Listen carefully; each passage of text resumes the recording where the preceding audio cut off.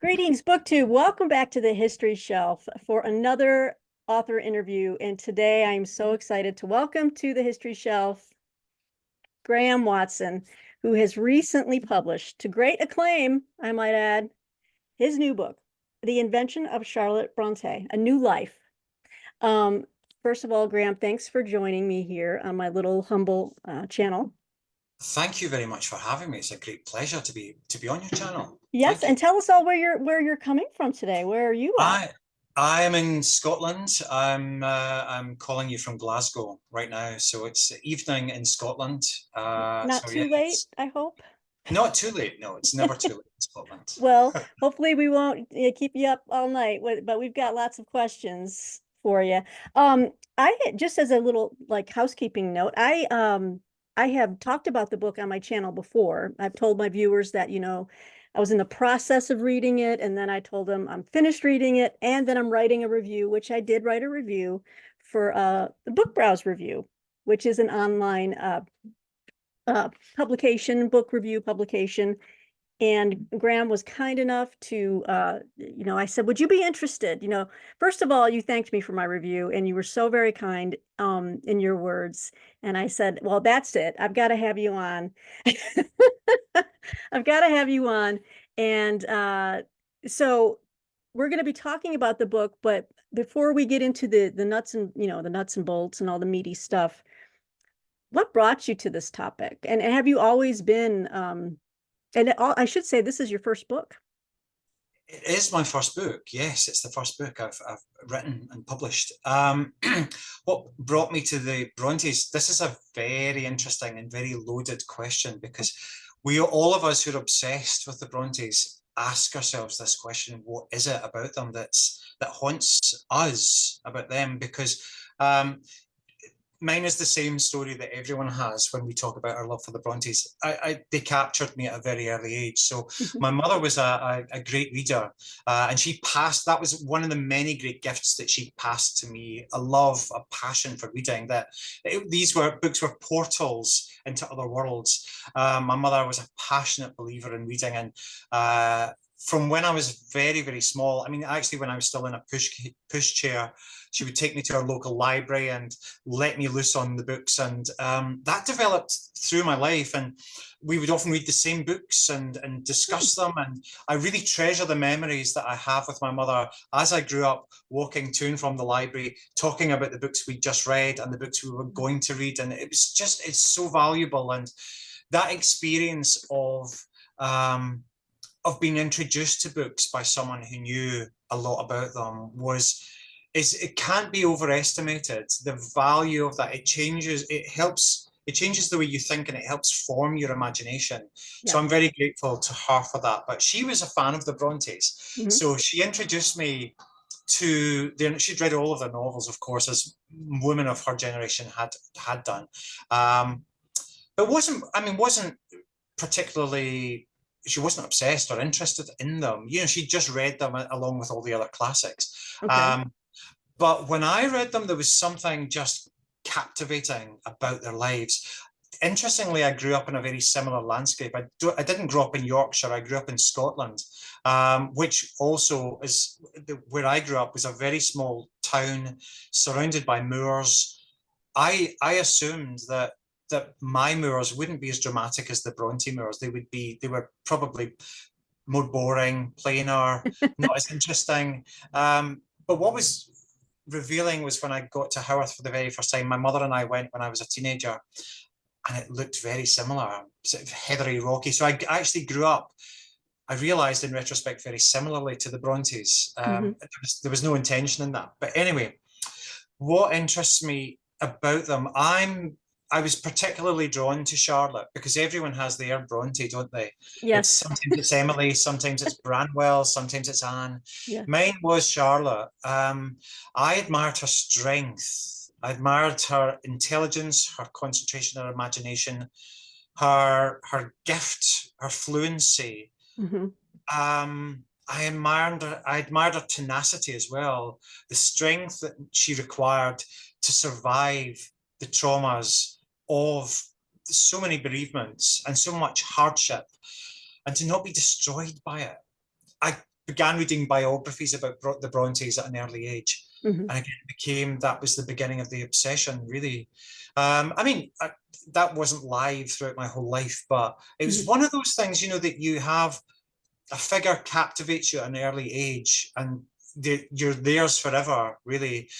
For some, it's Marilyn Monroe. It could be Elvis. It could be Kurt Cobain. And it actually, the cultural figure, in some ways, it does matter. But that relationship we have to them is either it's Charlotte Bronte or it's Marilyn Monroe or it's Sylvia Plath or it's Virginia Woolf. It's someone, some cultural figure with whom we make that contact. Yeah. And it's mysterious. There's something magical about that connection, and their voice becomes intimate with ours. We start to receive their voice in a way that's personal. It feels they're speaking only for us and only to us. And so for many years, I thought I read more and more about the Brontes obsessively, and I knew there was part of the story that the biographers never really touched on, and that was what happened to transform the Brontes from ordinary people into a story. Mhm. And I thought someone will write this book one day. There's Lucasta Miller's book, The Bronte Myth, which looks at the long history of the Bronte Mhm. reputation, their novels being transformed into movies and their influence. And she does talk about Elizabeth Gaskell's biography of Charlotte Bronte. But I knew there was something messier, something more inconvenient, something more problematic there that Mm. I wanted to unpick. So I started to research it, and the more I found, the more I thought, the more I realized that the role to write this book was mine. So you manifested instead of waiting for someone to write it, you're like, I'm going to write the book that I'm waiting for. Yeah, I mean, I never imagined that I would be one of Charlotte Bronte's biographers. I could, if you'd told me that 5 years ago, I would have thought it was completely ridiculous, because how can one approach a subject like Charlotte Bronte? You might as well write a book about Jesus, or Right. she's one of those rare figures in our culture who genuinely deserves the term icon. I mean, I've mentioned some of the others, Marilyn and Elvis, undisputed icons whom everyone knows. Even if you're not a fan, you're aware of them. They're perpetual. They keep recurring through culture, and they have many faces. There's something indelible about them. They've captured something of the cultural imagination and our hearts. Charlotte Bronte is one of those people. We could find others in English literature. There are only a few, although there are many famous Victorian novelists, and I don't want to upset the Jane Austen fans, but we could look at Shakespeare, we could look at Chaucer, we can see Charlotte Bronte, Virginia Woolf. There are a few milestones that mark the landscape of English literature and tell us a change has happened. Mhm. The terrain's different after this point, and Charlotte Bronte was one of those people. Mhm. Mhm. Uh, well, did you write the book in association with any type of like like how did you access like the research? Was this all just on your own? Like I'm going to All on my own, yeah. It basically meant sourcing all of the material myself. So I Wow. began tracking down first editions of books, biographies. I set myself the task of reading every biography of the Brontes that had been written after Elizabeth Gaskell's. So between 1857 and about 1920, there's something like 100 Bronte biographies. Golly. As the fame of the Brontes was growing through the 19th century, they were being recalibrated constantly in the public imagination. Sometimes Charlotte was the dominant one, sometimes it was Emily, sometimes it was Patrick, sometimes Branwell, very rarely Anne, but she did have her moments. Mhm. But there were constant reassessments as the century changed, and as public standards and morals started to change, people started to see them differently and started to see their novels differently. Mhm. Witnesses, people who'd known them, were still alive right into the 20th century. And so they could be interviewed. And so that augmented the picture. The picture expanded and changed from Elizabeth Gaskell's. But I wanted to see how those narratives developed over time. Mhm. So that was one part of the research. The other part was looking at manuscripts, going back and looking at the letters of everyone who'd been connected to the Brontes. I think I read the letters of everyone in the 19th century who mentioned them. And that meant appealing to librarians, looking for copies of manuscripts, visiting archives in person, handling manuscripts in person, transcribing things. And again, this having this obsessive interest of pursuing a line of inquiry also led me to regional newspapers published at the time. So all of the newspapers the Brontes would have read at the time, so the Yorkshire Post, the Bradford Observer, the Leeds Intelligencer. I read them throughout the period during which my book is set. So from about, it started slightly earlier, from about 1848 right through to 1861, I would read the daily papers and look for references to them. So I saw their own obituaries in the newspapers, and I saw what the concerns were. I mean, I began to build up a database of factual evidence, because after reading all those biographies, what I knew I wanted to do was look behind them and look at what was the origin point, almost like the behind the scenes story of where this started. And to do that, I had to distance myself from the voices of every other biographer.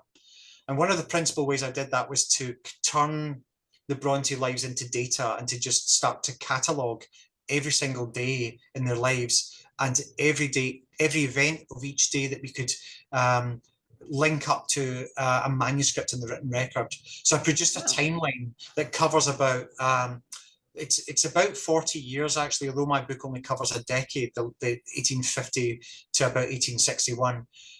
My timeline covered a much longer period, so that I could anchor the story in reality, and that I wasn't starting to diverge into conjecture and to be influenced by other biographers who've presumed things or guessed at things.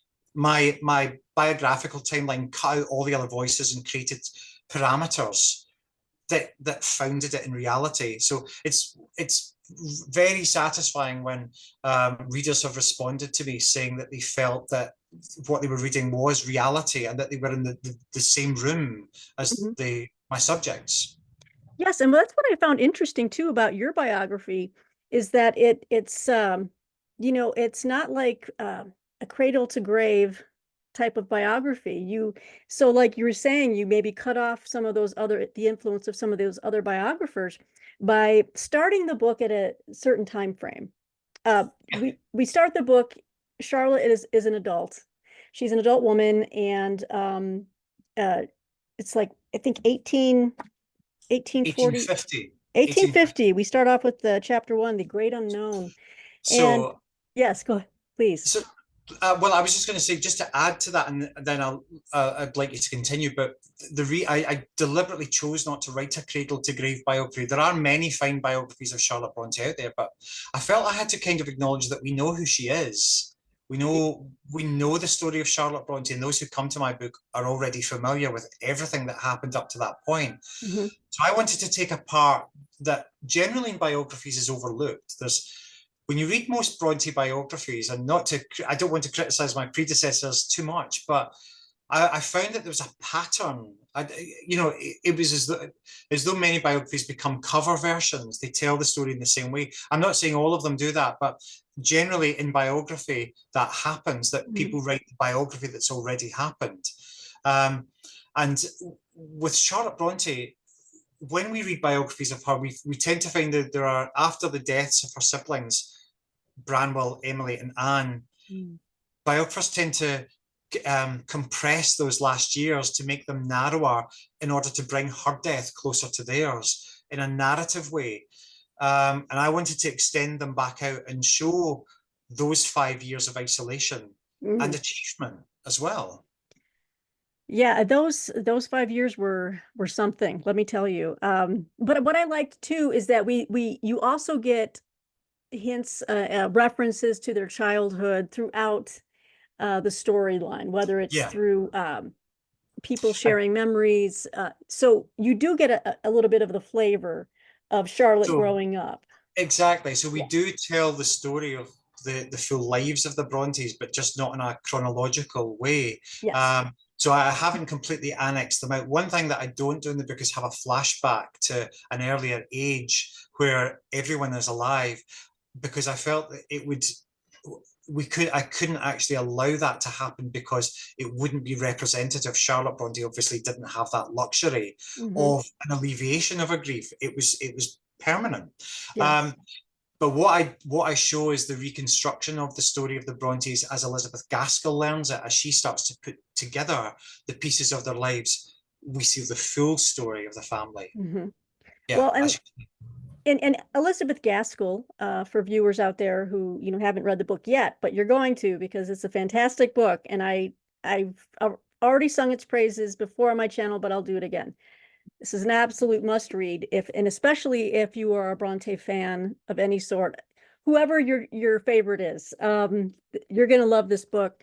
But so talk about Elizabeth Gaskell. Now, I'm curious just on a personal level. You grew up reading classics, loving, kind of, finding a resonance with the Brontes, with the Moors and everything else. But had you read Elizabeth Gaskell's novels? Or did you have to research her as well? well, To I knew of Elizabeth Gaskell. I mean, I read her biography of Charlotte Bronte, The Life of Charlotte Bronte, which was published in 1857. I read that when I was about 16. Mhm. So that introduced me to her in a way. So by a strange way, Charlotte Bronte introduced me to Elizabeth Gaskell, and in my biography I do it the other way around. So Yes. strange twist of fate. But so I came to love Elizabeth Gaskell as well. I mean, she's a magnificent writer. So she's one of those writers that has been neglected. She's not in that first tier of Victorian Victorian writers. We think of Dickens and the Brontes and Thackeray, and Gaskell is slightly lower. She deserves to be on the same level. If anyone who's watching this hasn't read anything by Elizabeth Gaskell, stop everything, read Cranford, because it's a joy from start to finish. It's just, Cranford. Okay. Cranford is just the most beautiful, glorious, funny. It's one of those very rare Victorian books that actually made me laugh, genuinely laugh out loud. Wow. Um, but it demonstrates the kind of writer and the kind of woman that Elizabeth Gaskell was. Every single page of Cranford shows her judiciousness, it shows her compassion, it shows her very wry, slightly sarcastic wit. She's got a very beady eye for the telling details, Wow. but she's never cruel. Her vision is full of sympathy. But her social vision is wide. Her world was filled with employers and trade relations and people forced into meeting the consequences of their own sometimes ill-advised actions. So Hmm. she was a woman who liked to. She was interested in social concerns. She was a Christian. She believed in social justice, and she felt that passionately. Her first novel, Mary Barton, was published in, I think, 1848. Followed by Ruth around the same time as Charlotte Bronte's last novel, Villette. And in between those two was Cranford. She published short stories. She loved ghost stories. She loved stories of the uncanny. You can buy a collection of her short stories called Curious If True, which Hmm. is a collection of short stories. So she was a woman who was interested in everything. You can see that from her fiction. She's passionately interested in the lives of other people. She was also a sensualist. She loved pleasure. She loved food. She loved parties. She loved people. She loved experiencing pleasurable things.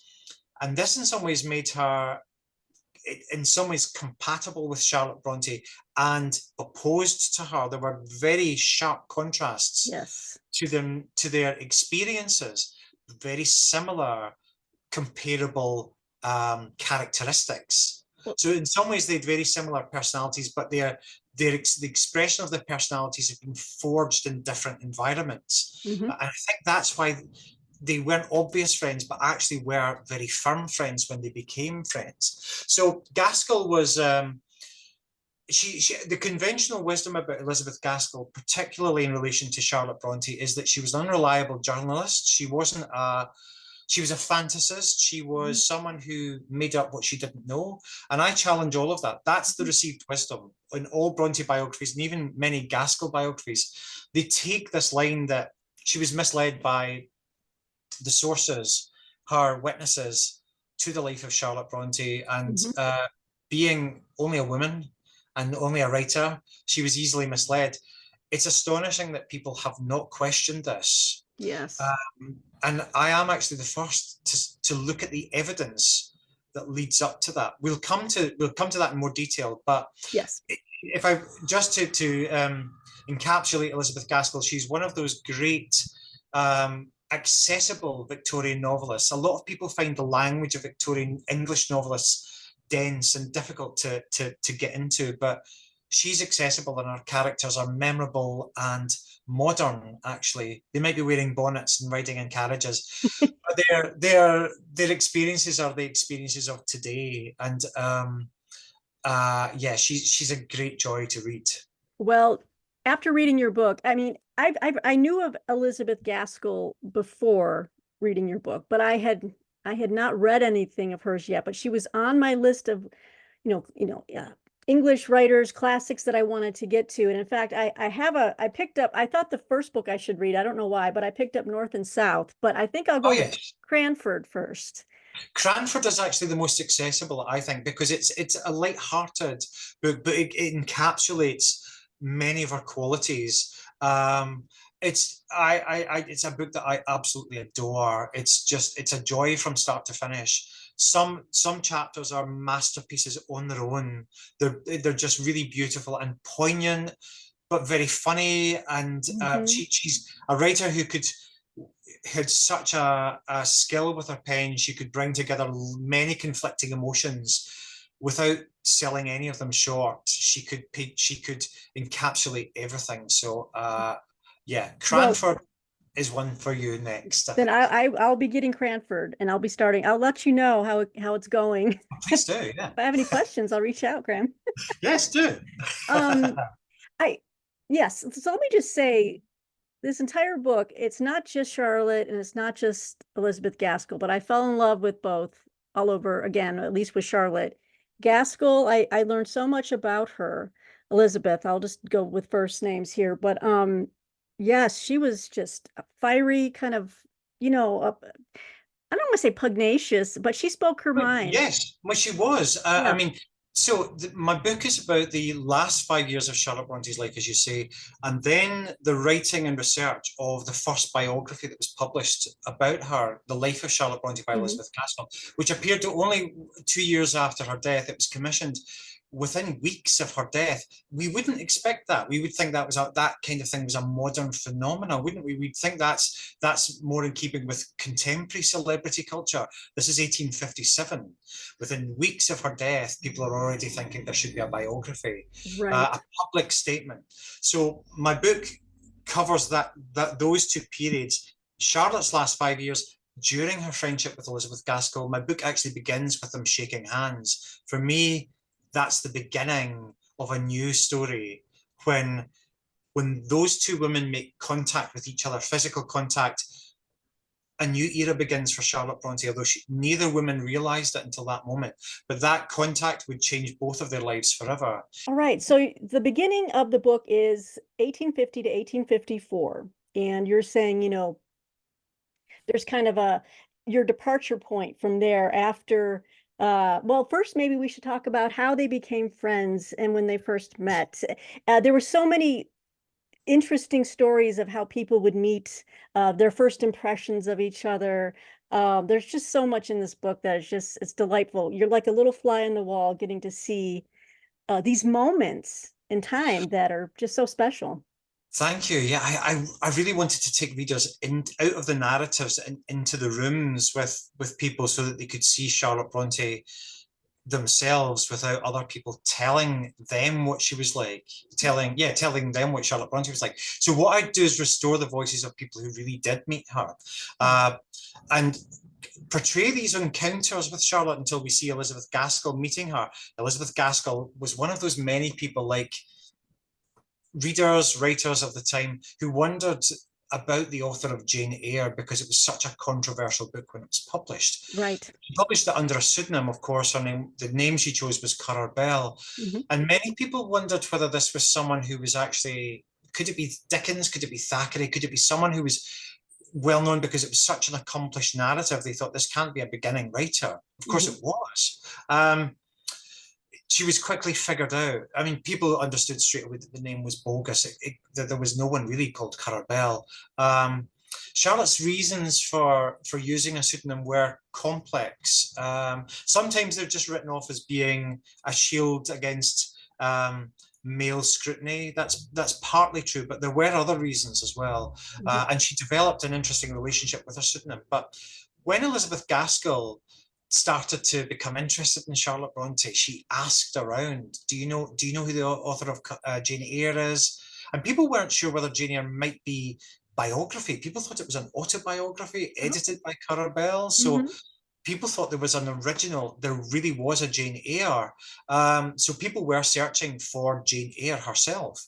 And Charlotte was bemused by all of this, that there we can see that multiplicity of selves, that splitting of selves happening. There's Jane Eyre, who has something in common with Charlotte Bronte, and then there's Currer Bell, who's Charlotte Bronte's writing as, and then there's Charlotte Bronte, who, in the intersection of all these other selves, where's the real woman? Right. So that was interesting to me, that we had that already, that Charlotte had inadvertently set that up, these other appearances of herself, while other people were searching for the original of Jane Eyre or the original of Currer Bell, having no idea that there were all these phantoms already in place. So they were introduced by a mutual friend, actually, Lady Janet Key Shuttleworth, who was a very interesting philanthropist of the time. She knew Elizabeth Gaskell, and she'd got to know Charlotte Bronte. She was one of the people who'd heard local gossip that the author of Jane Eyre was the daughter of a curate in West Riding in Yorkshire, and turned up on the doorstep basically to introduce herself. And I love it. There's just so many, it's like something out of a romantic novel. Yes, like something I'd watch on BBC, you know? Yeah, absolutely. And you can imagine the wheeled carriage turning up on the doorstep, and these aristocrats sweeping Charlotte Bronte off to their mansion. And I actually recently visited that house, the Lady Janet Key Shuttleworth's home, Gawthorpe Hall, which is open to the public now and is full of atmosphere. Gawthorpe is such an interesting house, and within it lived Lady Janet and Sir James Key Shuttleworth.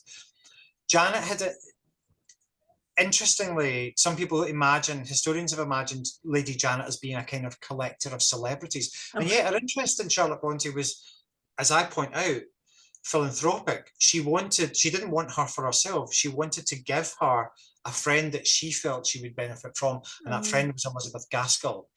Now, why did she feel that they should be put together? Elizabeth Gaskell wondered about this, but Janet saw in Elizabeth Gaskell resilience and humour and a sociability and a strength that she felt that Charlotte had, but it needed to be drawn out of her by a good friend. And they began to correspond with each other. Elizabeth Gaskell and Charlotte Bronte began this very cautious correspondence, and then they met in person. Janet introduced them in one of her holiday homes in the Lake District in Northern England. My book begins at that point when the two women shake hands. Crucially, what happened after that was that Elizabeth Gaskell spent more and more time with Charlotte Bronte, and she found that Charlotte Bronte was willing to talk about herself and her past. Charlotte Bronte was a woman who was plagued with chronic social anxieties. She felt that she couldn't be in rooms with strangers. She found it difficult to be introduced to people she didn't know. She became tongue-tied.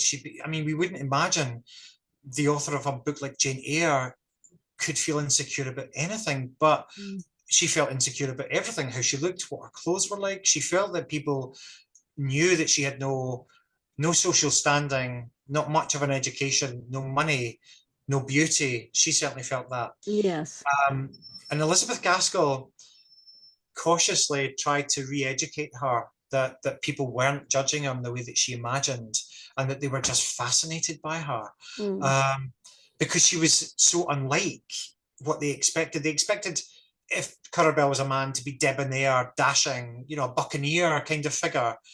That's how they imagined Currer Bell. And so when this very short woman, Charlotte was about 4'10", 4'8", I think. Yes. So very small, demure, quietly spoken woman who clearly was an agitated person. Mhm. appeared, they couldn't correspond the two. Now, all of us who are writers, all of us who are readers actually know those two things do go together. They Uh, do. they do go together, and those people, those silent people, are the ones you know are the dangerous ones. They're the explosive ones, the ones who are full of ideas. Gaskell knew that as well. Mhm. So she and Charlotte Bronte became friends. I mean, at first, Elizabeth Gaskell thought that Charlotte was a curiosity, a celebrity, someone to be interested in. But the more she learned about her, the more intrigued she became. And then we have, after Charlotte's death, the same process of her learning more about her without Charlotte present, but through people who'd known her. And the more questions Elizabeth Gaskell asked, the angrier she became. She felt she'd been very badly treated in her life. And she Yes. began to resolve that Charlotte Bronte didn't only need a tribute, she needed to be avenged. She needed to have scores settled. Now, this is something that other biographers haven't said. I'm really the first to say this, because other biographers have imagined that Gaskell's biography, which came as the result of Charlotte's death, and then her father, Charlotte's father, Mhm. asking Elizabeth Gaskell to produce a public memorial to Charlotte Bronte, that was a kind of hagiography, that she was trying to create a kind of angel, a saint for the Victorian media. Mhm. It's not true. It's not the case. She was trying to settle scores. This was an act of revenge on Charlotte Bronte's behalf. She was determined to settle scores and to publicly embarrass people who treated Charlotte Bronte badly. I point out in my biography that Elizabeth Gaskell said to her publishers very early on, Oh, yes. do you know the law of libel? I want to libel some people. She warned them, have your lawyers on standby. Yep. And of course, they needed them. When the book was published, it caused a sensation. People who were named in it threatened to sue. People were angry. Um, and Gaskell was left with a huge erupting scandal, the kind of which we see today on social media, unfolding, becoming messier, dragging more and more commentators into it. People who were personally involved, people who just had an opinion, people who just wanted to prolong it, editors who were glad of the publicity. And it got messier and messier. And out of that came the myth of the Brontes. That is so, that's so fascinating. And the fact that you are the first biographer to make this claim, and also another one too. And I'm trying to figure out if, if we jump into this now, or if we maybe talk about some of the bad treatment Yeah. that Elizabeth uh, observed through not only her own interactions, visiting the Bronte home, and how do you pronounce it? Is it Hayworth or Howarth. how Howarth. Howarth. Haworth? Okay, I was always like, I think it's Haworth, but okay. Yeah, it is. Yeah, you got it right. Yeah. Great. Okay, so between her visits and then also reading the letters that were shared, that was another interesting aspect of this time, of that era, is that people would share letters with other people. Yeah, They're pass like, them around. here's the Yeah. letter I wrote to so and so, and I'm like, But you know, interesting. that's the equivalent of making a screen capture on your phone of a WhatsApp and then sending it to a friend and saying, I could tell you this, but she can tell yourself, here's the message, or look what they Yes, said, or it's exactly the same. like so, Isn't it interesting that we imagine that Victorians lived in a very different way to us, and yet their use of social mediums were actually very similar. mhm. We don't think of the Brontes or Elizabeth Gaskell as being subject to or saturated by popular culture, and yet they were. They were. Novels were huge. Novels were the great medium of the time, but also newspapers, journals, magazines were everywhere. That was the kind of social media, if you like, of the time. And of course, there was a profusion of letters. Everyone was corresponding by Yes. letter in the way that we would correspond by text or email or some other medium. But it was just as prolific as it is today. And um, our concerns and our interests might be slightly different to then, but the point I'm making is that they weren't living in a world that was far removed from ours. It was very similar in Very many respects. similar. Maybe the amount of time it took for letters to arrive obviously was different, Yeah, but the method is the same. yeah, The intent behind it is the same. So absolutely. yeah, so to conclude that the observation I made, well, that you make clear in your book, but I, picked up on, is that not only was Elizabeth Gaskell looking to settle some scores and avenge her, um, but also within those letters and within these set piece anecdotes that you put Mm, down that Charlotte would share with different people, there was a sense that maybe she was kind of telling stories in a certain way to certain people yeah, at different times yeah, that actually made Elizabeth Gaskell look like she was making things up when she yeah. was actually just going by But Charlotte Charlotte's Bronte own did. words, which Yeah. contradicted herself sometimes. Well, isn't that interesting? Yeah. Because I think, it's again going back to the received wisdom. Elizabeth Gaskell has been the one who was hung out to dry Yes. for mistakes or the mythology in the book.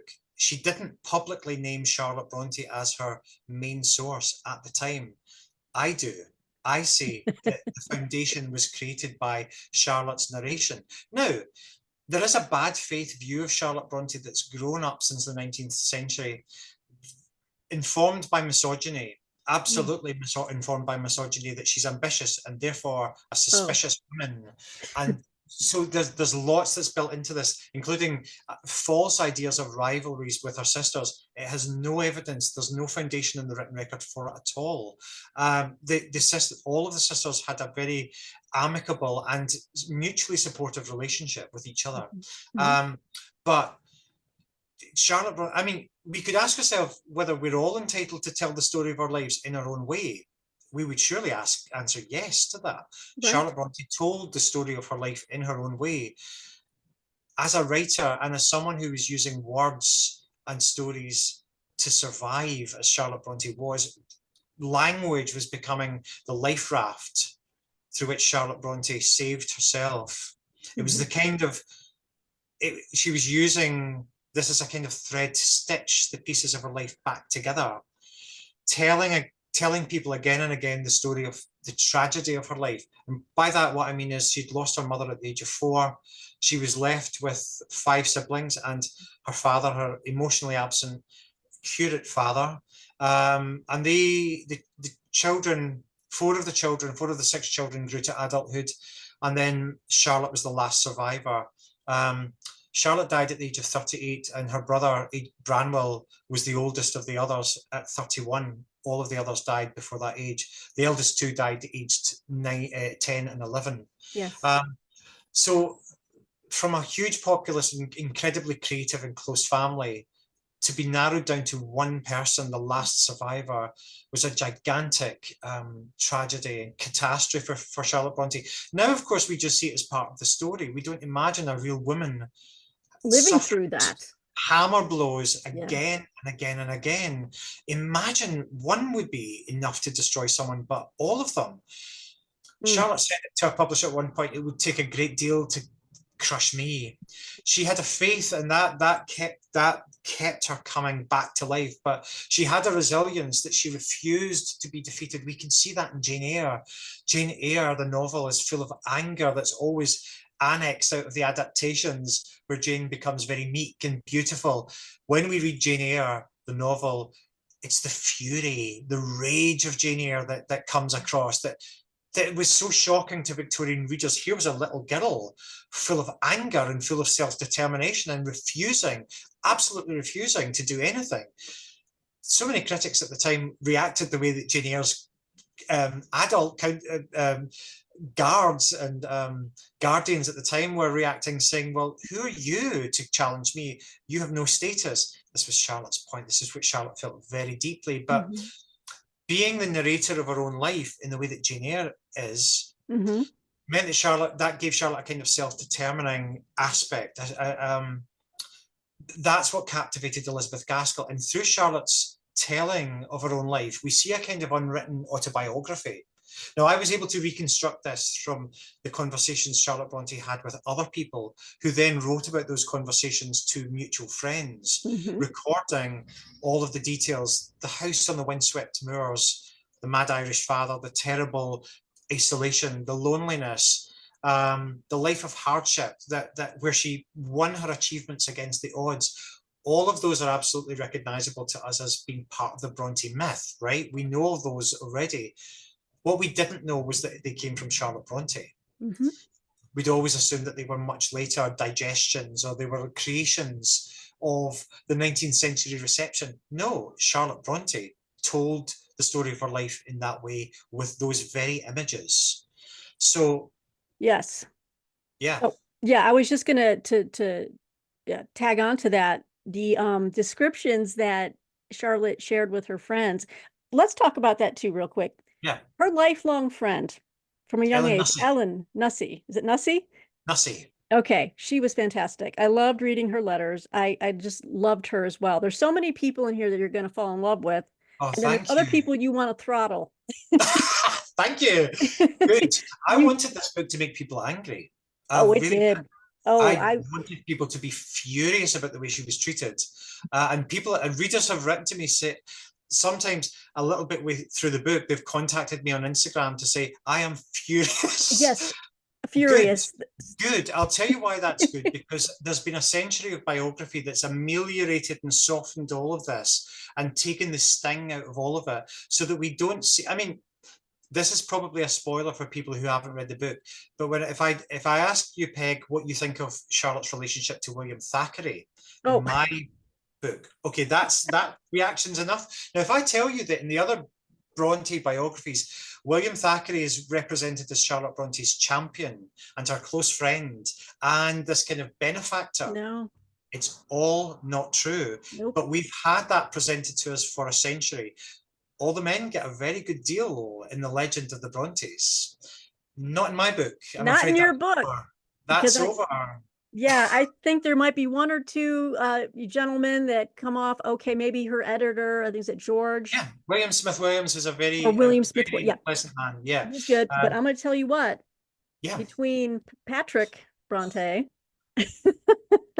yeah. and then of course George Smith, Arthur Arthur Bell Bell Nichols. Nicholls. Well, that Yeah, comes later. But there and then Thackeray, yeah. I was just appalled. And I just felt like, and as a woman, you're just like, I read the book and I was like, what would it I'm just glad that I was born in the time that I was, even though we Yeah, still have issues. But yeah. this is what Charlotte had to live through at home, living with that very difficult father, Mm. very difficult, and then hearing about how he, in her own words, would say we were denied meat as children, which probably did stunt her growth, right? Like So these all that's had, one. yeah, a Yeah, cascading effect of the yes. parenting. So there's a lot to unwrap with this because I set my book against the conventional wisdom about the Brontes. I should add for readers or listeners and viewers, every single line of my book can be referenced against the written record. My book is based entirely in first-hand sources, manuscript sources, recollections, correspondences, newspaper reports. I don't rely on biographers at all. So everything is from the horse's mouth. I didn't put words into anybody's mouth. It's all from the manuscripts. And this has shocked many people who knew about the Brontes already because they imagined Patrick Bronte was this sort of lovable, soft-hearted, mild-mannered, muse-like figure. He's been deliberately turned into that kind of figure, when in actual fact, it's absolutely evident from Charlotte Bronte's own experience and Elizabeth Gaskell's meeting with Patrick Bronte and all of her witnesses that he was far from that. Yes. Um, there's been many controversies about Arthur Nicholls, who was Charlotte Bronte's eventual husband. They were married for 9 months. Mm-hmm. Arthur Nicholls was Patrick Bronte's assistant, so another curate. Patrick Bronte was the main vicar in Haworth, and Arthur was his assistant. They had a large parish, so it meant dealing with, marriages, burials, baptisms, that Yeah. kind of thing. Yeah. He'd been the curate for the village for quite a long time before he declared his love for Charlotte Bronte. And this made Patrick suspicious. I understand that. I absolutely understand this. Now, to go back to Ellen Nussey, in Bronte biographies, she's presented as a kind of handmaiden, a sort of wet, soppy sycophant who has no character of her own and is lifeless and is probably not that intelligent and really just a lady in waiting kind of figure, a servant. Now, when I went back to the archive, I was aware of this characterization of Ellen Nussey as being a kind of pathetic creature. When I went back to the archives, what I found was a woman who was the kind of friend that you really want, who'll defend you in the rooms that you're not in. Oh, She was yes. the woman who would not be silenced. So she was also angry with, yeah, there we are, some explosions outside. There was, for viewers, I'm in a city, so there's lots of traffic. Ellen Nussey was one of these people who, she couldn't be held to ransom in the same way that Elizabeth Gaskell could when her biography created controversy. Mm-hmm. Gaskell was silenced ultimately by critics, by the law, by her publisher. She had to revise and retract much of what she'd said. Ellen Nussey wasn't under the same obligations, so she could not be shut up by people like Patrick Bronte and Arthur Bell Nicholls, who wanted her to stay quiet. Ellen Nussey told everyone what she felt was the truth about Charlotte Bronte's life of hardship, that she had been she'd been treated as a kind of serf. Charlotte always felt that she was a woman who was treated insignificantly. This is what I really wanted to get across in the book. We think of Charlotte Bronte as a kind of diva of the 19th century, a queenly figure, whereas the reality for that woman was that she knew that people looked through her when she was in a room. She knew that they thought she was insignificant. She did not matter. And that she had felt that all of her life. She felt there were many reasons for that. But she saw that also with her sisters. She says in the introduction to Wuthering Heights and Agnes Grey that her sisters were treated as, let me think if I can get the words exactly right, that they were basically treated as social inferiors by people who'd known them. She says they were treated as nothing by those who knew them and less than nothing by those who were acquainted with them. Oh, now, God. We've forgotten the anger that's in that, the fury that's in that she's saying they were treated like nothing. Now, she's willing to state that publicly. You treated her like nothing, and they produced these works. What do you have to say to this? She was holding the world to account. And in some ways, Elizabeth Gaskell tried to do the same, but she was silenced.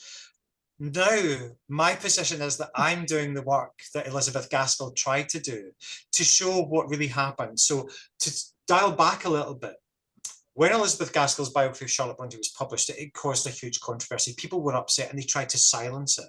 And among those people who had complaints about how they were depicted in the book was Charlotte's father, her husband, and a woman who'd had an affair with Charlotte's brother, Branwell, and Lady several other people. Robinson, right? Lydia Robinson, exactly that. The original Mrs. Robinson of the Yeah, song. the original. Do you know that's who that references? The author of The Graduate actually took the name Robinson from a biography of the Brontes, and the male protagonist in The Graduate, whose name I can't remember. Dustin Hoffman. Dustin Hoffman, yes, he played a character with a BB name. His initials are BB, Branwell Bronte.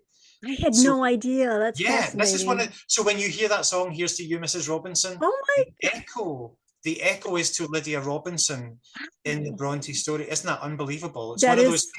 Isn't that incredible? But there is an interview with the author of The Graduate who explains that yes, he was interested in the Bronte story, and that name Robinson, seducing a younger man, took root in his mind, and he developed it, of course, into something else. Yes, but the echo remains. So I'm sorry to sidetrack you on that, but yes. Okay. So those three folks, those three people, and you say in the book, within 6 months she had to rewrite it, right, and revise it twice. Yeah. Twice, so because of these claims, because even though they were true, by the way. Yeah. Even though they were true. Now, this is where we'd start to divert from the conventional wisdom. Now, what happened was that all of these complaints arose, and they arose immediately within the first fortnight of publication. People were complaining about how they were depicted in this book. Of course, the book was a sellout. The public who'd read Jane Eyre wanted the real story, and here it was. The Life of Charlotte Bronte was the sensational story of hardship and triumph and tragedy. So there was a public primed for this. So Elizabeth Gaskell's publisher was George Smith, who was Charlotte Bronte's publisher, who knew Charlotte Bronte very well and was curating this story for the public.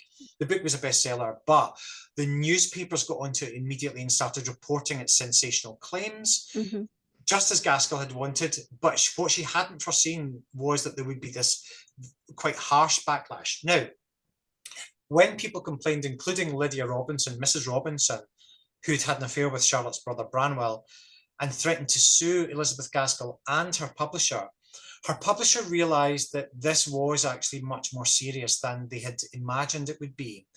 And either they could go to court and defend these claims, or Elizabeth Gaskell could fall on her sword. Now, what happened, and again, this is a spoiler for what happens in the book, and isn't well known to people who are maybe slightly aware of the story, is that Elizabeth Gaskell's husband was dispatched to Haworth to try and find the evidence that would back up her claims. Yes. But so much of her information came from verbal interviews with witnesses and through letters that had been destroyed subsequently. George Smith, her publisher, knew that so much of it would be dismissed as hearsay in court. So they did discuss it, and in a parallel universe, there should be a version where they did go to court, and it would have been one of the most sensational trials in the 19th century. And we would have learned so much about the Brontes had that happened. But Elizabeth Gaskell knew that if she was to go to court, what she would require were character witnesses for Charlotte Bronte. And that would be women who'd been to the same school as her, for example. So we think of the school in Jane Eyre, Lowood. Charlotte Bronte went to a real life version of that school called the Clergy Daughters School. She drew from her experience of that and put it into Jane Eyre. Now, when Gaskell's biography of Charlotte was published, the teachers were still alive, and so was the headmaster, and so were some of the pupils, and they all became embroiled in the scandal, all of them with different versions of the past. But Gaskell knew that were she to go to court, she would have to bring some of these women to court. Many of them had remained poor, actually. They either had stayed spinsters or they'd married working class men. So she knew that the experience of going to court would not only be costly, but very damaging to people like that, women especially, and that they would be treated as not being credible. Most of Gaskell's witnesses were women, and all of them could be dismissed in the media as being gossips. That has remained for 150 years. That idea has remained. Now, you can go into Twitter today and find people dismissing Elizabeth Gaskell's life of Charlotte Bronte as being full of lies and the work of gossips. When people say that, what they're talking about are all the female witnesses.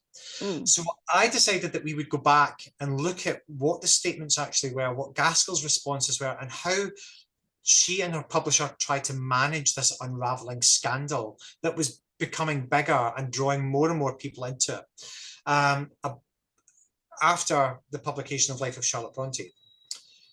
George Smith knew that they couldn't win in court, so he decided that they wouldn't take it to court and that they would have to settle. Now, either they would have to settle financially, or Gaskell would make a public apology. So she decided that that's what she would do. She would make a false confession to error and say that she'd been misled and that it was her mistake. That's the conventional wisdom. Scholars have taken that as the final word on it. Now, what I show is that behind the scenes, Gaskell was saying every word of that book is true. I tried to tell the truth. I know I used hearsay, but it is the truth. Now, history has proven many of her claims to be true. We've been able to evidence them since, but Gaskell's reputation didn't change. It stayed that she was a gossip monger, a fabricator, a mythologizer of Charlotte Bronte, and responsible for a negative perception of Charlotte Bronte's father, who she characterised as being stern and distant and emotionally detached and removed from his children. Now, he challenged that. He read the book. He was one of the very first people to read the book. And he, of course, was completely overwhelmed with this reconstruction of his lost family. Who wouldn't be? I mean, he was a man who was completely broken by grief, understandably. So to have his family, even his youngest daughters who died as children, and his wife, reconstructed by Gaskell, was incredible to him. He called it a masterpiece, but he thought that there were some things about himself that weren't true. And those were descriptions of explosions of temper. Yes, right. Elizabeth Gaskell didn't just invent that. This is something that defenders of Patrick Bronte have said repeatedly since, that their charge against the integrity of that book, Life of Charlotte Bronte, is that Patrick Bronte comes out very badly of it, and that can't be true, that he was the father of genius and that he was this grand old Irish man of letters. Well, history is complicated. Human beings are complex, and Patrick Bronte and Charlotte Bronte were complex individuals. Now, when I began writing this book, I decided I wasn't going to make excuses for anyone in it, and that included Charlotte Bronte. Mm-hmm. Now, some of my predecessors haven't been able to resist that temptation, so they've either not talked about certain things, they've softened them, or they've sidestepped them, they've just neglected to mention unpalatable things or things they couldn't rationalize about Charlotte Bronte or Patrick, her father. Mm-hmm. And I refused to do that. I simply show readers what happened. They can come to their own conclusions about who these people were. I make no judgments on them, I hope, but I simply show what the written evidence demonstrates about them. Patrick was a man of many parts, but primarily he felt that his vocation in life was not to be the father of genius novelists. He was a bit puzzled about his daughters writing novels. In fact, he says, and I quote him in the book, saying, "If I'd known my daughters were writing novels, I would have stopped them." Now think about that. Think about what that would, no Wuthering Heights, no Jane Eyre, had he known that they were writing. Imagine the loss to literature had that man. Right. When we go to the Bronte parsonage and we look at the writing desks belonging to Charlotte, Emily, and Anne, all of them have locks on them. Isn't that interesting? Wow. Isn't that telling? It is telling. So the idea that he was a kind of muse-like figure, which grew up in the late 19th century, and in my opinion was an attempt to create a kind of patriarchal figure in that household, to create an authority and to reduce the women to scribes and to channels who had no talent of their own, but they were drawing it from a male figure, is garbage, in my opinion. And I'm happy to call it out. Many of my male predecessors have not done this, and they've failed readers on that behalf, on that respect. And I'm happy to challenge them and their representation of history, and to show that the written record says something else, and that these women can be defended and exonerated. Charlotte Bronte has been castigated for things that she did not do, burning her sister's manuscripts. Not true, it's a myth. And many other things, whereas Patrick's exonerated from things he did do. And I want to reverse that and show that something that many people didn't realize, that he was destroying manuscripts by Charlotte Bronte, a gigantic loss to literature, but something telling in that shows us that he didn't value.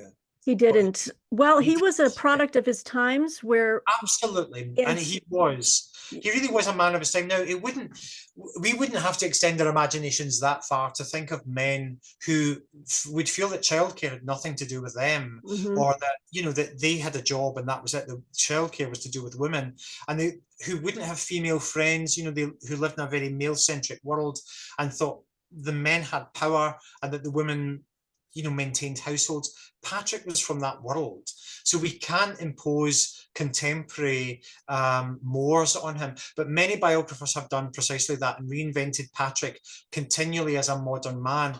I've heard Patrick being described as a radical and as an artist and as a forward-thinking man. He wasn't any of those things, and we don't need those things to praise him. We can praise him in many respects. I mean, he was a man of fortitude. He was a man of great ambition.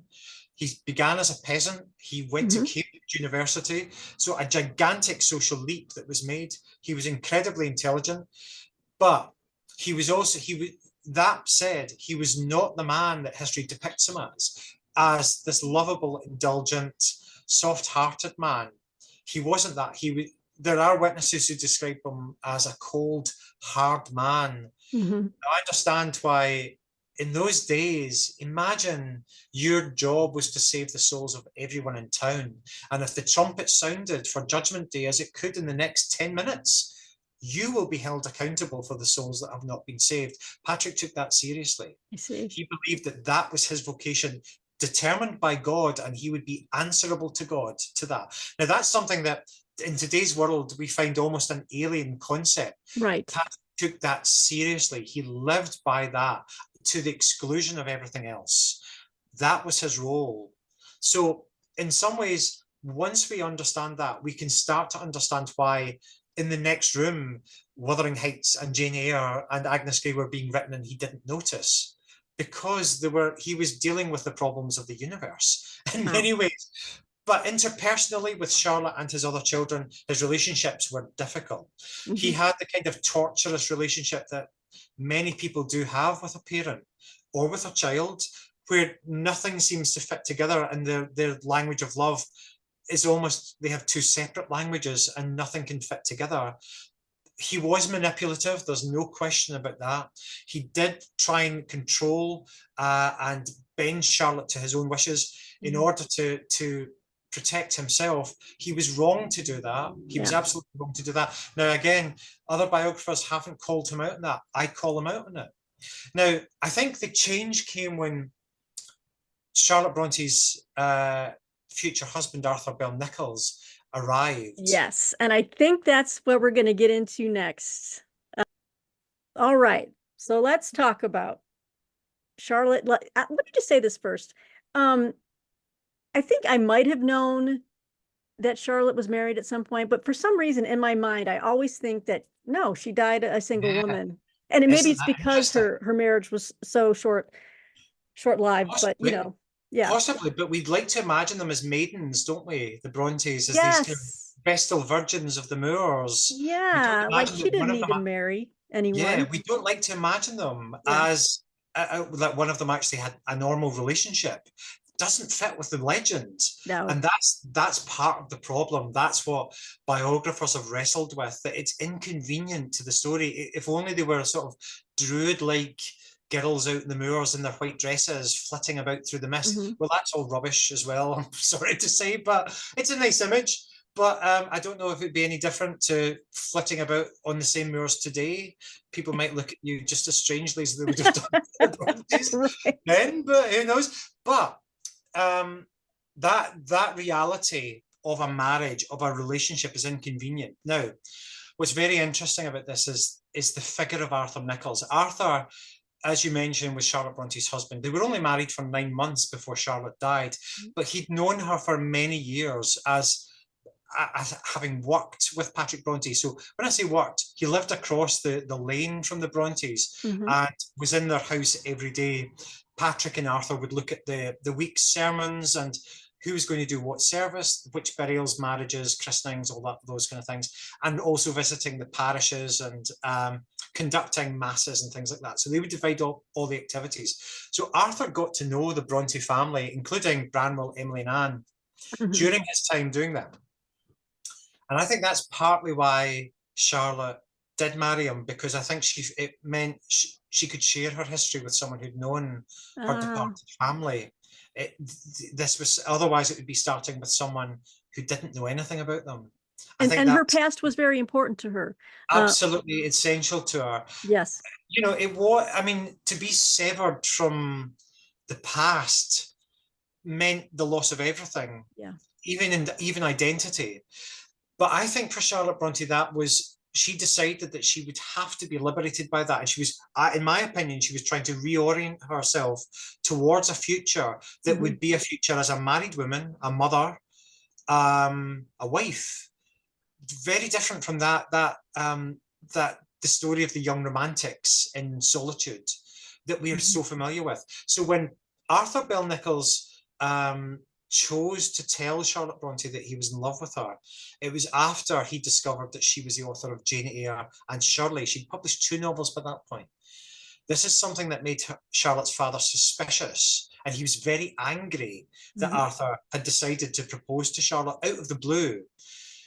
Patrick felt that Arthur was an opportunist, that he was after Charlotte's money. Ellen Nussey, Charlotte's best friend, was also suspicious. Now, they were suspicious because he had been quiet for such a long time, but we can understand that not everyone declares their love on straight away, that sometimes people do think, well, the right moment will come up, and then it doesn't come up, and then they desperately blot it out, and it doesn't work out. That happens in reality. So we can understand, well, I can understand how that happened. Mm-hmm. Now, if we were to ask a group of Bronte fans, if we imagine them here, if we were to ask them to virtually raise their hand if they thought Charlotte and Arthur were in love with each other, I can tell you that no hands would go up. If I was to say to them, do you think Charlotte was in love with Arthur? No hands would go up. But if I said, do you think Arthur was in love with Charlotte? Oh, yeah. All hands would go up.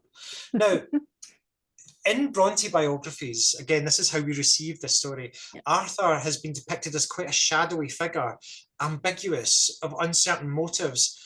What is he doing in this story? He intrudes at the last minute, sweeps Charlotte off her feet, and then Charlotte dies. So I've seen some people say things like, well, don't forget, you know, Charlotte's marriage resulted in her death. It's not quite fair. But you see the way of thinking that it was Charlotte refusing to have that maidenly life, that spinsterly life anymore, that meant that she died. Now, that's not quite what happened, but I get the mentality there. I think they really did love each other, but I think, as I depict in my book, again, going back to source documents, I read all the letters of Arthur Bell Nicholls, most of which haven't been published, incredibly. Wow. So I read them in manuscript. I held them in my own hands. Wow. And I came to admire Arthur, actually. I came to see him as a different force, a different power that came into Charlotte Bronte's life. It doesn't mean that he wasn't a difficult man without complications. He was. Yeah. But it was very interesting to me that when Elizabeth Gaskell started to talk to Charlotte Bronte about this, the upcoming marriage, she had her concerns like everyone else. And her concerns were that Charlotte was going to marry someone just like her father, narrow, uncultured, who felt that the only book that mattered was the Bible, and would shut out everything else. Yeah. Gaskell felt that Arthur would limit Charlotte. Charlotte does say that her husband wasn't an intellectual and he wasn't a poet. And Gaskell started to realize that he might earth Charlotte, he might bring her back to reality. He might remind her that she belonged to the present as well as the past, and that she belonged to the real physical world as well as the world of the imagination. And I think that is the value he brought to her. Now, he remains a controversial figure in Bronte biography because he stole Charlotte away from us, primarily, but also because he never explained himself. He refused to take part in interviews. He left Haworth after Patrick Bronte died in 1861. Patrick lived for 6 years after Charlotte's death, and then his job was given to someone else. And Arthur returned home to Ireland, gave up his clerical role and became a farmer, actually, and married again and lived a very quiet life. But there was always this shadow of the Brontes, that he'd been part of the Bronte story, and he sort of disappeared. But in the late 1890s, a biographer tracked him down and actually went to his house and started to interview him about Charlotte Bronte. And from that point, we start to learn a bit more about the reality of what happened between them. They had a very difficult courtship, of course, when, as you saw in my book, Charlotte declined his offer of marriage, and felt that she absolutely couldn't leave her father. And I think she couldn't leave the past. It was too big a change. Also, she didn't love him. Yes. She knew that she didn't love him. But she was living in reality. She says to her father, as I quote in my book, "Do you see a line of men outside queuing up to marry me? Time is running out." Right. She wanted to be a wife. She wanted to be, more importantly than being a wife, we think of this in Victorian terms, marriage. It was more about being in a relationship. She wanted to be in a real relationship. You know, some of the relationships she created in her imagination have become the iconic ones in English literature. You think of Rochester and Jane Eyre. She understood the volatility between two individuals of differing but similar talents. Elizabeth Gaskell pointed out to her that her idea of love, of falling in love, of falling into a relationship, was that it would be a sudden transformation, that it would appear from nowhere, it would be a transfiguration, and she would be rescued out of her life. And Gaskell had sort of pointed out that this was a kind of trauma. She was actually describing not a wonderful experience, and that real love happened gradually. It happened as you got to know someone and started to appreciate them in different contexts and different scenarios. That's what happened with Charlotte Bronte. As she started to appreciate Arthur, and when she declined him, he decided to resign his role and leave, and he was very embarrassed about it all. Yes. And Patrick was very violently opposed to him and ridiculed Arthur and essentially chased him out of town. So those two men were at loggerheads, and didn't even speak to each other. Then Arthur started to write to Charlotte, and she started to write back. And crucial to this was Charlotte's understanding of his position. For much of her life, she had been the one in the losing side of love, the one who wasn't wanted, the one who wasn't chosen, but the one who loved passionately. She gave her love in a kind of limerent way. I mean, many people might understand the idea of limerence, this idea that if you've grown up with childhood neglect, often you will impose or project your love onto unavailable people, and that this has a reflection back to trying to win the love of an unavailable parent. It's a theory. I don't necessarily mention that in my book, but I do believe that that's what Charlotte Bronte experienced. So she was very familiar with this idea, with this experience of loving people from the shadows, knowing that they would never be interested in her. And now she saw she was the rejecter. Now she was the one pushing someone away. Yep. Now she was the one causing unrequited love. Yes. And she didn't know, she had no way of understanding how she resolved that, because she could also see the perspective of herself being in that position. Ah, right. You see, so she had both perspectives. She wanted to do what was right by Arthur, but she wanted to honor her own feelings as well, but also to try and create a balance. So she was in an impossible situation. However, it was Arthur's fortitude and his humility and his perseverance to try and win her over that actually started to win her over, because she says to Ellen at one point, would anyone risk their job, their livelihood, their home, if they didn't have real feelings, if they didn't feel sincerely? Because that was the concern that her friends had, that he wasn't really in love with her, he was in love with her fame, or her status, when in actual fact he didn't care about it. I mean, he made it clear that he really didn't care about Currer Bell, or the author of Jane Eyre. He was interested in her. He was interested in Charlotte, not Currer. He was interested in Charlotte Bronte. Yes.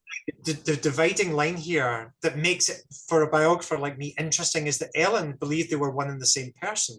Currer Bell and Charlotte Bronte were not divisible, whereas Arthur Bell Nicholls could say Currer Bell is over here, Charlotte Bronte's over here. They are separate entities. And Ellen was saying they're not, they're one and the same person. I know, because I've known her all my life. I've been here longer than you. So this created a division between Arthur and Ellen, where they couldn't see eye to eye. I mean, yes, they were both possessive of Charlotte, because they both felt they were going to lose to the other the thing that they loved most. Now, for Ellen was in that situation that most of us have been in, that situation where our best friend suddenly gets a partner and you're kicked out the door, and they don't speak to you anymore, and they don't realize that you've been left behind, and it stings. It can really sting, but you can understand that their life has been recalibrated and they haven't realized that their life is occupied by someone else. But for Ellen, that really hurt her, that she had been with Charlotte Bronte as a friend since they were 13 years old. She'd been with her when no one else was. She had stuck by her when there were no other friends around. And for this man to just appear from nowhere and decide that Charlotte Bronte belonged to him, it made her angry and it made her possessive. Now, biographers have blamed Ellen for this and felt that she was jealous, and that she wanted to disrupt the relationship. I don't believe that's true. She was just simply concerned that Charlotte was selling out to the first available guy. Charlotte understood that Ellen felt this. She got that, but what she wanted Ellen to understand was that she also had her own judgment. She wasn't selling out. She understood that when she accepted Arthur as a husband, it was for the reasons that it was for her own reasons. They were for justifiable reasons. Mhm. Now, interestingly, what happened was that when they did marry, again, Patrick tried at the very last minute to disrupt the wedding. But they did marry, and actually it was on honeymoon that Charlotte starts to change, and in my opinion, a really beautiful transformation begins for Charlotte. I think I'm the very first person to notice that Charlotte Bronte never mentions being socially anxious ever again after the honeymoon. Why? It's because for the first time in her life, she had a barrier between her and the world. She'd someone who was privileging her, who was making her the center of the world, doing things for her, lavishing love on her. She didn't know what to do with that. She didn't know what to Yes. do with love. Now that it come, she didn't know how to respond. But there's a really lovely moment, and I mentioned it in my book, where she says that when they checked into their hotel, their honeymoon hotel, there were all sorts of things wrong. And she says that at one time this would have caused a lot of grief, but we just started laughing. You can see the intimacy starting to develop. And Yes. I don't mean a physical intimacy, but a marriage of minds is starting to happen. Charlotte's relaxing. Now she realizes that someone really does care for her and has her best interests at heart. I She tell you, starts to blossom as a person. that And was the beautiful part about their relationship. If I can just share some of my feelings being the yeah, reader of of this, course.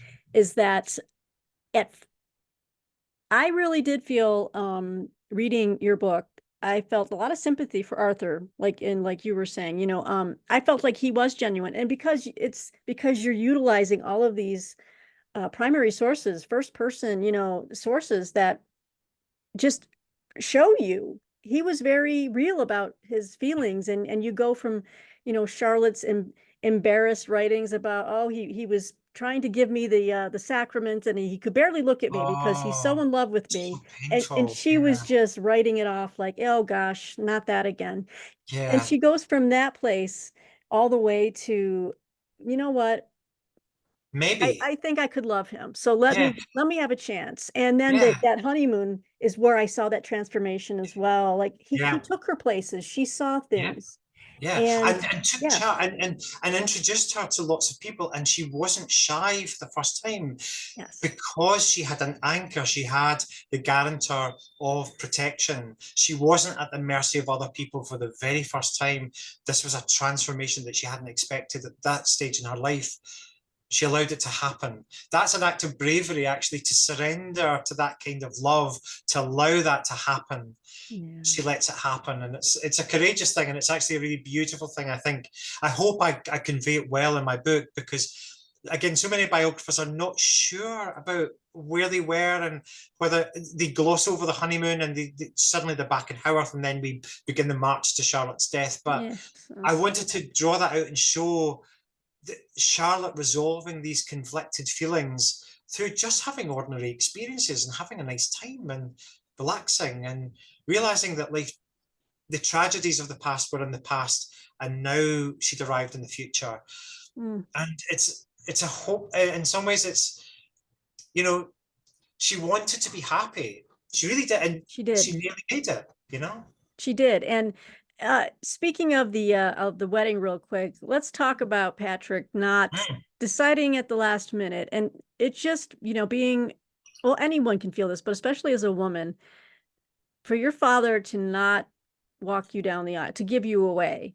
yeah. I mean, what did that do to her? And why did he Well, do it? It just seems so selfish and petty.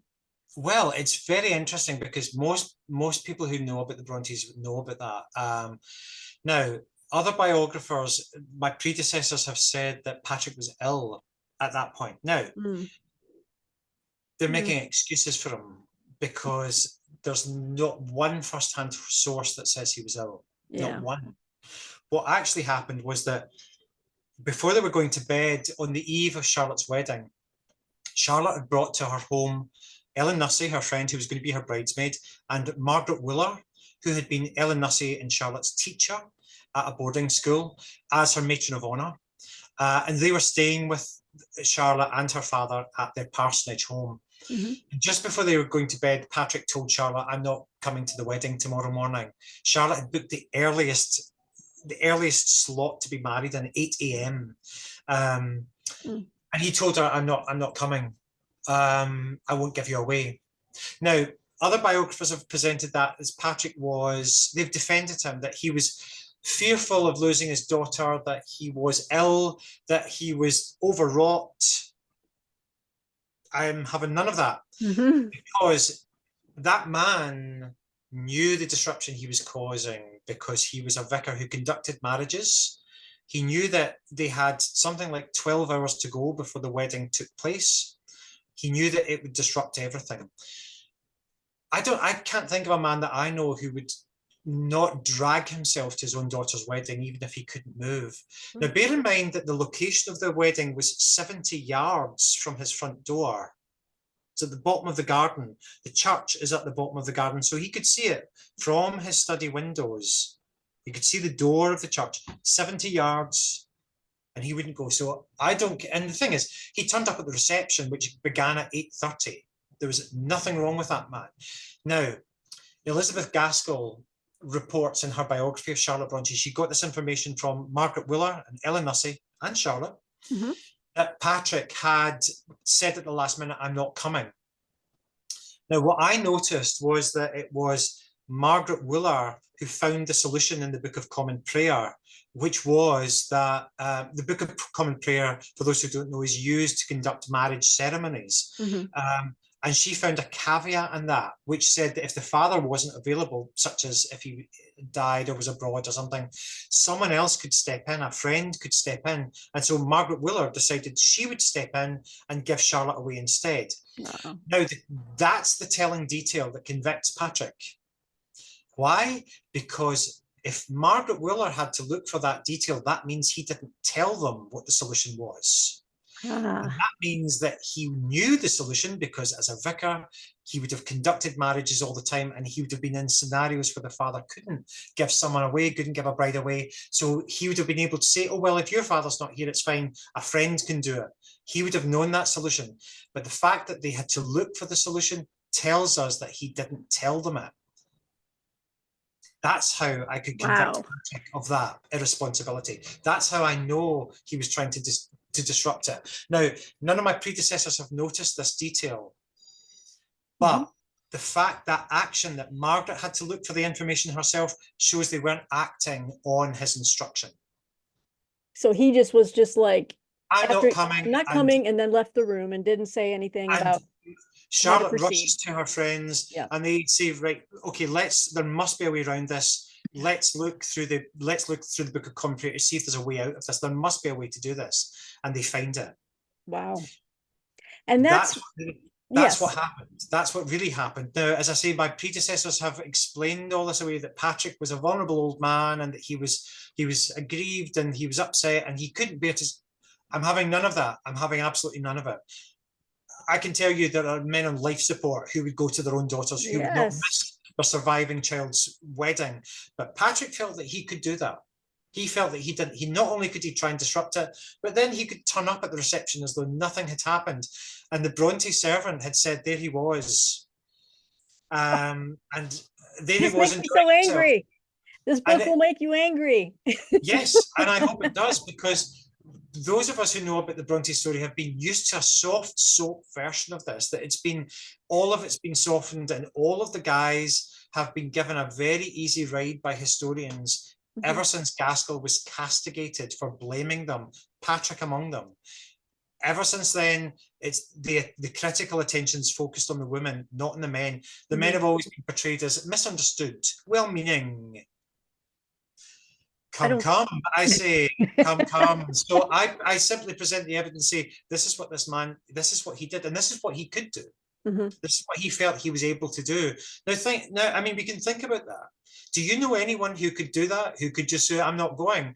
I'm going to disrupt your wedding right at the last minute, and I will not go to make sure that you, as the bride, don't go. Yeah. I don't know. And no, but you can imagine, but that's what he was doing. And their friend, Charlotte's friends, knew that he's not going to defy her now. We're going to keep everything on track.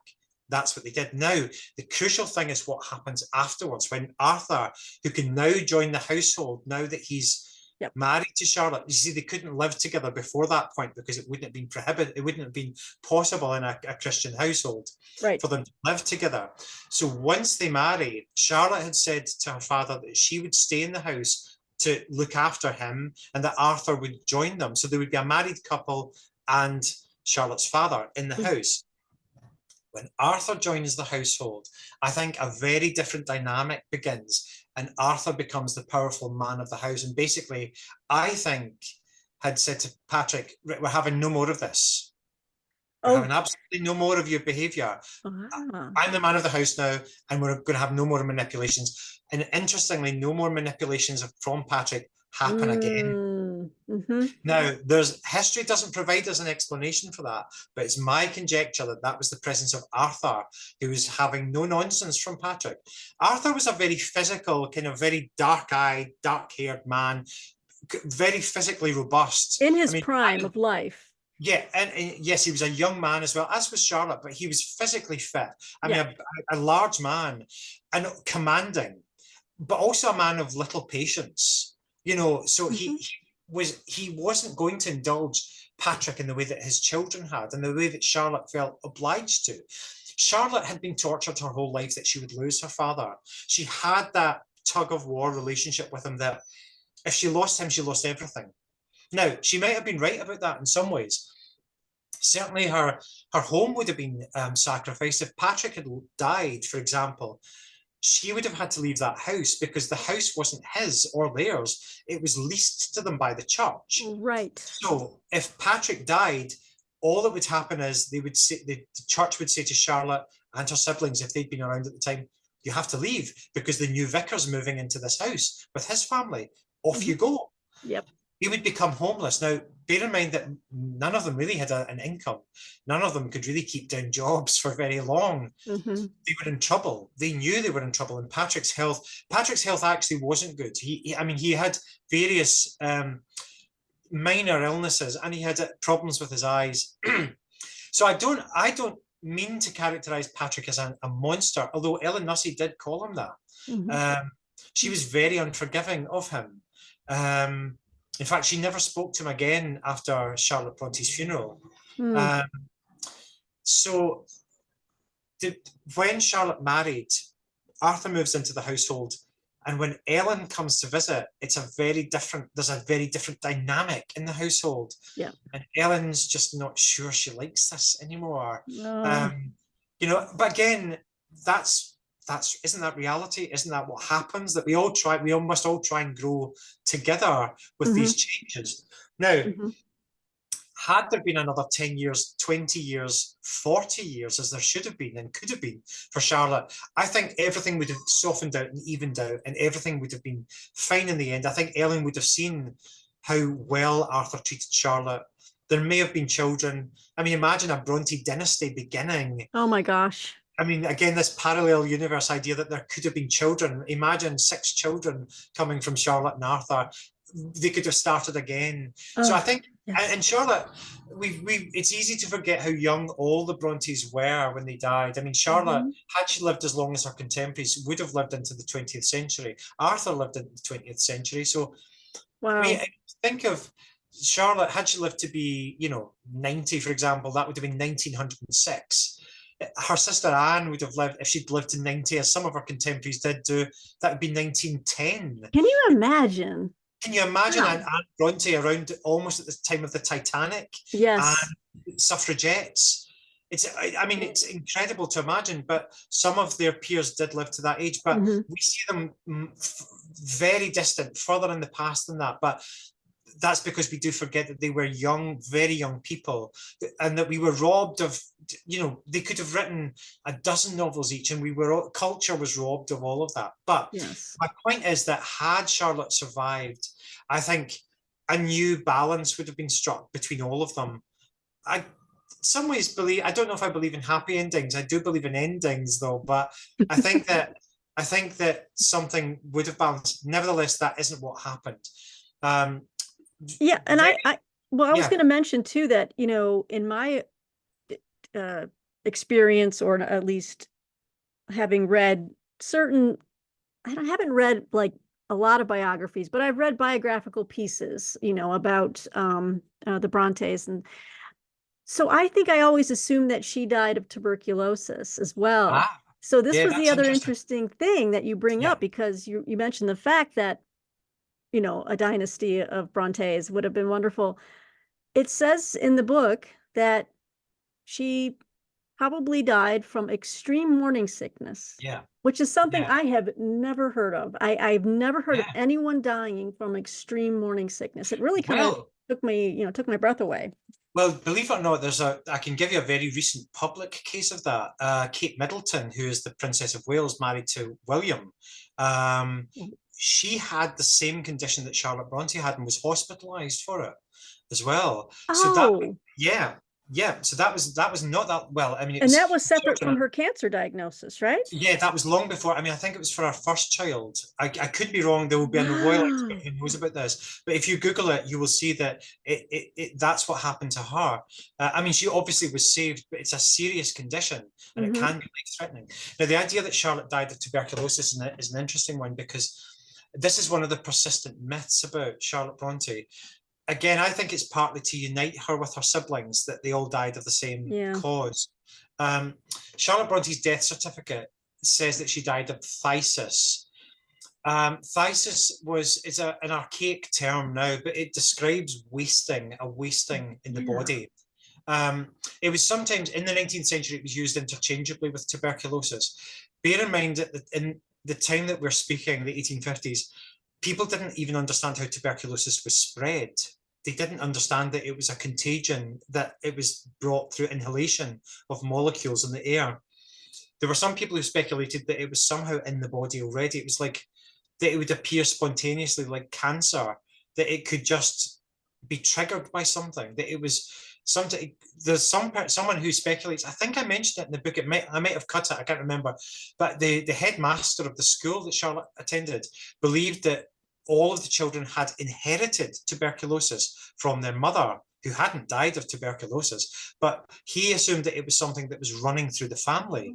I mean, a completely fictional idea, but what we can understand from that are people trying to understand how this contagion is happening. Now, at that time, I think in the UK there was about 55,000 people dying every year of tuberculosis. It was completely untreatable. So once you had it, it was a death sentence. Hmm. It was called also the White Death. It basically produced a kind of wasting. People became emaciated from it. Hmm. We understand that is because the body's using up its resources to fight the disease. As the lungs essentially lose their capacity, the breath becomes shorter. Yeah. As part of my research, I actually spoke to clinicians who deal with tuberculosis patients. The closest match, I mean, tuberculosis today is still, I think it's still the world's biggest killer, believe it or not. Although it's treatable in the Western world, in many parts of the developing world, it's not. And people are still dying from it. Now, um, the closest we could get to it is drug-resistant tuberculosis, essentially people who can't be treated for tuberculosis. That would be the closest correspondence we could make to the Brontes, Hmm. because otherwise people are treated with medication, can be cured, their symptoms can be lessened. But I spoke to clinicians who deal with people who are terminally ill from tuberculosis, so essentially in palliative care. And I asked them, what's the experience of the patient dying from tuberculosis? What do carers see? What do family members see of that person? What does it look like? What does it feel like? From the inside and from the outside, what do we see? Clinicians who look at contemporary tuberculosis patients were very informative in what it does to the body. Hmm. Um, Now, we can also look, in Charlotte Bronte's instance, we can look at the documentary evidence that survives. Letters by Charlotte herself. She was writing letters in the last weeks of her death, and letters by her father and her husband. But what's also important is to look at how her death has been represented by biographers. Hmm. Interestingly, tuberculosis at that time was seen as a kind of, in some ways, a decadent disease. It was only some sections of society, people imagined, got tuberculosis, the very poor or the very decadent. It was some people thought of it as a poetic disease. You know, people, you think of people like swimming, romantic, right? very romantic, you know, that the poets all coughed their way to the grave. The reality is horrific. I mean, it's a ghastly, horrifying way to die. But there was an idea that Charlotte already had tuberculosis. Even long before she died, people just assumed that because her siblings had died of tuberculosis and she might have had the cold or the flu at some point, people were saying, oh, she seems to be already afflicted by the same consumption. Mm-hmm. They were already diagnosing her. So there was an idea that she was kind of doomed. And there were, I mean, it wasn't true, but again, the idea started to be seeded that she had tuberculosis. Now, as I say, phthisis, which is on her death certificate, is used sometimes in the 19th century synonymously with tuberculosis, but it's also used synonymously with other wasting diseases, cancer, dysentery, anything that will cause a wasting of the body. When we look at the death certificates of Charlotte's siblings, they're unambiguous. They don't say phthisis, they say consumption and how long they'd had consumption being consumptive tuberculosis. So when people died of tuberculosis or consumption, the death certificate didn't say phthisis, it said consumption. What many biographers weren't aware of is that Charlotte was attended by doctors. There was an idea that began in local gossip that Charlotte had died essentially at the mercy of her father and husband, and that they hadn't really given her any treatment. What the written record shows is that they had two doctors and, well, actually two doctors and an assistant attending to Charlotte, and three women basically nursing her. So she had lots of people around her who were nursing her. Now, all of them, Patrick specifically, were very familiar with the symptoms of tuberculosis. So what we can see in the records is that Patrick very late on says to Ellen Nussey in a letter that the doctors still aren't sure the cause of Charlotte's fever. Well, I mean, that's not tuberculosis. It would have been very clear what that was. If the question is, was Charlotte Brontë pregnant? We know that she was because she mentions it in her letters. She tells Ellen in the December of 1854 that she thinks she might be pregnant. She doesn't use that word. There was almost a superstition at that point that you should never give gifts or even mention it until you were quite far on. You jinxed it in some ways. But we know that she thought that. And in fact, as the months progressed through the early months of 1855, the pregnancy is developing. We have one testimony from Charlotte's servant, Martha Brown, which I repeat, where she says, you know, think of the baby coming, and tries to cheer her up with that idea. And in fact, Elizabeth Gaskell mentions Charlotte's pregnancy in Life of Charlotte Brontë. She says, Charlotte's thinking of the baby on the way. Yes. There's a later biography as well that was written under the direction of Arthur Nicholls that says Charlotte Brontë died as a complication of pregnancy.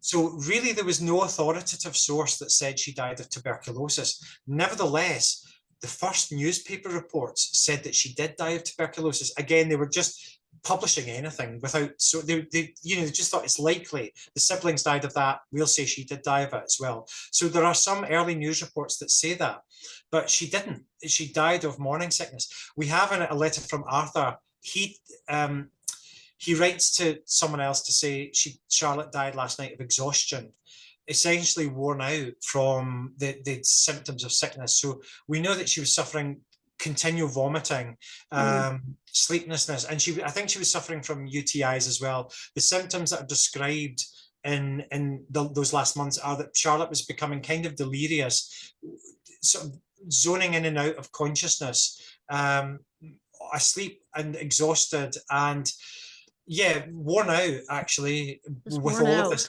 Worn out. But what was very interesting was that when the gossip that was transmitted to one of the local shopkeepers reached Elizabeth Gaskell, it was framed in such a way that he told her Charlotte Brontë was pregnant and she died as a result of that.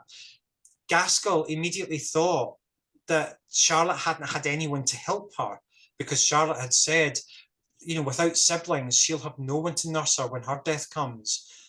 So Gaskell just automatically assumed Charlotte had died of a kind of neglect amongst men who didn't really know or understand the complications of pregnancy. So That's right. she says at She's one point, if I'd known, I would have done the very thing that would have been needed to induce her. Now, induce her. Yeah. biographers have this is one of the things that biographers have wrung their hands and clutched their pearls over for many years, because they've tried to explain that away. Now, I've looked at that letter that Elizabeth Gaskell, where she mentions that. She says that I would have done the very thing that would have been needed to induce her, even if it upset the family. Now, I ask you if you would ever use the word induce about a pregnant woman if it didn't mean to induce a pregnancy. Yes. If you really meant persuade. And what would that thing be that could save her life that wasn't a termination of some kind? Terminations were legal at that point. They hadn't been outlawed, they hadn't been made illegal rather, and there were methods from which dangerous pregnancies could be alleviated. Now, that aside, Gaskell was being misinformed. It's actually irrelevant in some ways, because the doctors who were attending Charlotte Bronte would have known all of this already. And they actually knew there was no way to save her. They would have known the remedies that could have saved a woman from a difficult pregnancy, and they didn't deploy them. So that tells us that they knew something that Elizabeth Gaskell didn't. She was being misinformed. So that's just an aside, but that it's telling actually, because it shows that Gaskell was starting to form the idea that she was being neglected, she was abandoned, and that she was in isolation, not knowing she was surrounded by care, which was the reality. I see. She eventually she learned that, but you can see that in that moment in my book, she starts to think, that's those two men again. They didn't have an understanding. So she starts to develop this idea wrongly. So what I hope to show in my book is this fluctuation between people having one idea and then another, and changing their minds about other people as they start to change as well. That there aren't heroes and villains in the book. There are complex human beings all interacting with each other. But that said, I've been very surprised at the emotions the book has stirred up. I did wonder if it would make people who were Bronte fans angry or upset. I knew that it would uncover much that they weren't aware of, and many Bronte experts have been generous enough to say that they've learned a lot from reading my book, which is astonishing to me. But it's because I disregarded the myth and conducted this fingertip search through the records, and didn't consider what the story was, or a retelling of the story. But I really had to ask myself, if we didn't know the story of the Brontes, how would we assemble it just from the written record? If we'd only that to go, if we didn't have the narrative, how would we portray these people? It would be different. So I think that's what I've done. But I think you've done that great. I mean, just superbly. Thank you very much. Yeah, what I just wanted to say real quick, and I'm sorry, I didn't mean to interrupt you. I just wanted to piggyback on that for a second, or as I like to say, Peggy back. Very good. Yeah. Yes, but also the fact that you let your sources speak for themselves. This is what I really want to impart to the viewers out there, is that, and I say this in my written review. Yes, you do. That you are just such a wonderful curator, but you're unobtrusive in your narrative. You're not editorializing. Thank you. You're letting these women speak. We're hearing their voices, and for the first time. And I have to honestly say, I haven't read a biography in I don't know how long, where I'm like, where is the author? Where is the author in here? Because he's letting people, but because you're letting your subjects take the center stage. You're not like trying to push them aside and saying, well, here's what I think. You're letting them speak, but at the same time, you're making those connections. Without putting just being so overtly, heavy-handed. Yeah. No, I was very impressed in your review. You do say that I was an unobtrusive observer, and I hoped to be that. I mean, I really hope not to impose myself into it. I wanted it to be or to give the illusion that you, the reader, are present. Now, of course, there's a bit of artifice with that because I am there. Of course, it's coming through me. So it's in some ways you've got to perform a kind of sleight of hand trick in making yourself invisible, but presenting the scene to someone else. But what I wanted to do more than anything else was present those voices. Elizabeth Gaskell, Charlotte Bronte, Ellen Nussey can speak for themselves, and they're strong female voices whom we could admire and who we could treat as heroes. But so often, in the way that the story's been told, they've been relegated to being people who need to be rescued, people who need to be explained, people who need to be understood by the general public. What have they all got in common? Guess what? They're all ladies. So you know how mysterious they are. They need to be worked out. And I mean, we need to move on from all that Right. garbage. Right. So we don't need to do this. And I mean, conscious as I am a man, so I'm aware that I, as a male person, could bring so many other prejudices that I'm not aware of to telling the story of women. So perhaps it was that discipline that I had to have in thinking, I'm not going to tell the story of pretty little ladies who need to be rescued. I need to tell the story of human beings who are fighting to control their friend, or to control the way her story is told, or to deliver justice. And I see the misogyny that's run through Victorian biographies about the Brontes, again, who relegate these women to ciphers or mystics, or they're not intellectuals, they're anything but intellectuals. But the truth is they were. Mm-hmm. You know, when we see the late Victorian reception of the Brontes, it's all the men are trying to do is work out how these women could have written these books. They can't calibrate the magnitude of the work with their sex. They just can't work that out, or their social class.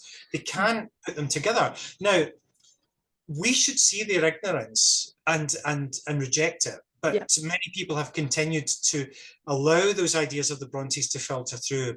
I say they were intellectuals. I say they were artists. I say that all three women were women who were absolutely in charge of the material.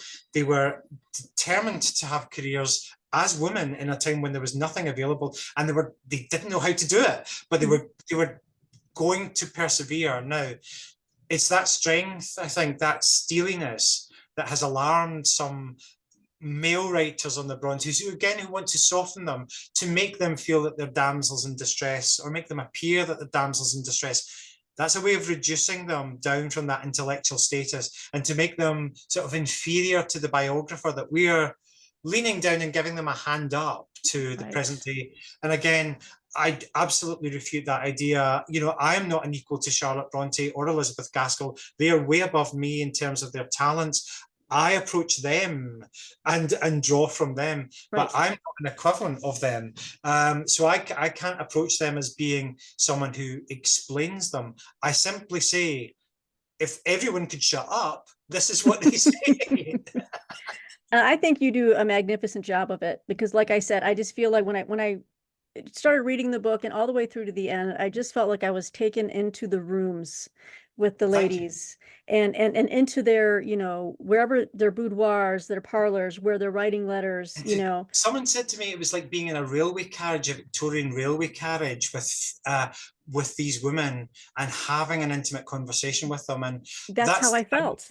That's the greatest compliment, because the real challenge about writing, in writing about something that's so well known, is that people go, yeah, read that, I've read that, I know about that, or that these people aren't real, they're sort of mannequins, that the mystery or the myth about them takes their humanness away, and that there's nothing identifiable about them.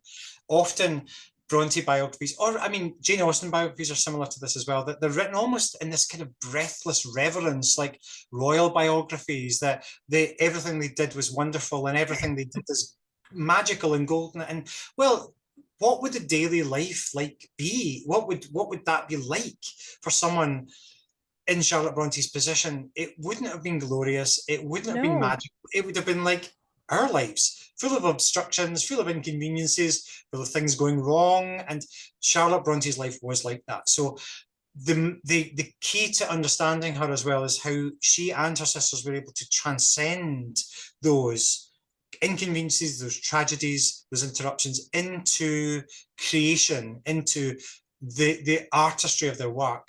Mm-hmm. That's sometimes being explained by my Victorian predecessors as being a kind of magic. Essentially, they were just channeling. They didn't know where their work came from. It just flowed through them. And I say that that's rubbish. that we can appreciate them as artists, as women who honed their craft all their life. I mean, the Brontes were writers from childhood, so they did very long apprenticeships towards publication. They were serious about their vocation. They didn't want us to write it off as being, you know, Emily Bronte's up on the moors being struck by lightning and suddenly she's enthralled to Heathcliff. Right. It wasn't supernatural. No, Their no. gifts. If only, do you know, I didn't mention this in my book, but Charlotte Bronte does say this, that her editor, William Smith Williams, it happened outside the period of my book, but her editor asked her if their books, theirs being her, she and her sister's books, had been written by a collective of people, and if some of those people were men. Now, this was before William Smith Williams really knew Charlotte Bronte as a person. He just knew her as Currer Bell. And they hadn't really worked out, were they all these books written by the same person? Were they written by a sort of committee? Were they all men? Were they women? Were some of them women? There was an idea that some parts of the Bronte novels had been written by women and other parts had been written by men. All the violence was written by men and all the sewing parts were written by women. Basically, that's how they were calibrating the genders. The sewing. So I mean, he presented that to Charlotte Bronte. Is it true? And we have a letter from Charlotte Bronte essentially saying, if only there'd been a collection of people writing them. It was sort of me and my sisters writing our own novels, and I can assure you there were no males involved at all, and no men read those books before you. So we have a definitive of that from Charlotte Bronte's own words. Now, that's a key point, actually. That's not in my book. Something that readers will find when they read my book is that I haven't gutted Elizabeth Gaskell's Life of Charlotte Bronte or Charlotte Bronte's own material for my own work. Much of my work is completely new. Well, much of the archival work is completely new, I mean. So if you were to go to read Life of Charlotte Bronte by Elizabeth Gaskell after this, you would see a wider picture of Charlotte Bronte's life and much more would come to life. I didn't want to essentially rip off Elizabeth Gaskell and reuse all of her work. So there's a lot that will be complemented for readers when they go to Life of Charlotte Bronte or Charlotte Bronte's letters. For example, my book is the other side of it. It's the alternative view, the behind the scenes of it, without exploiting everything that these women produced. Wow. Yeah. And I tell you what, it's riveting. And I just learned so much.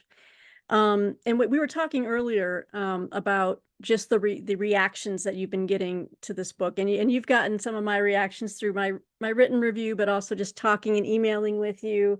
Yeah. I'm just so excited by this book, and I can't wait for people to read it. But thank you so much. Yeah, I mean it. It's just well, you know, it's very, I mean, I really sincerely thank you. I really do, because I had no idea how people were going to respond to this at all. Of course, I held Charlotte Bronte and the Brontes very dear to my heart, but I knew that there was a story that I wanted to tell that I felt was truth-telling. And that can be very difficult for people who are used to and appreciate the myths of any cultural figure. I mean, you could go on the internet and see people fighting about how Marilyn Monroe died, for example. That, you know, there are different camps about this. So there are people who approach any of their iconic figures subjectively, and they want to be very possessive of that subjective view. So I knew that I was running into all of that, and I knew that much of my book would be shocking to people. I knew that people would be horrified by some of it. I know that people would rather not know some of the difficult things that happened. So why do I put it in? Because I felt it was my duty to tell the truth about what Charlotte Bronte endured.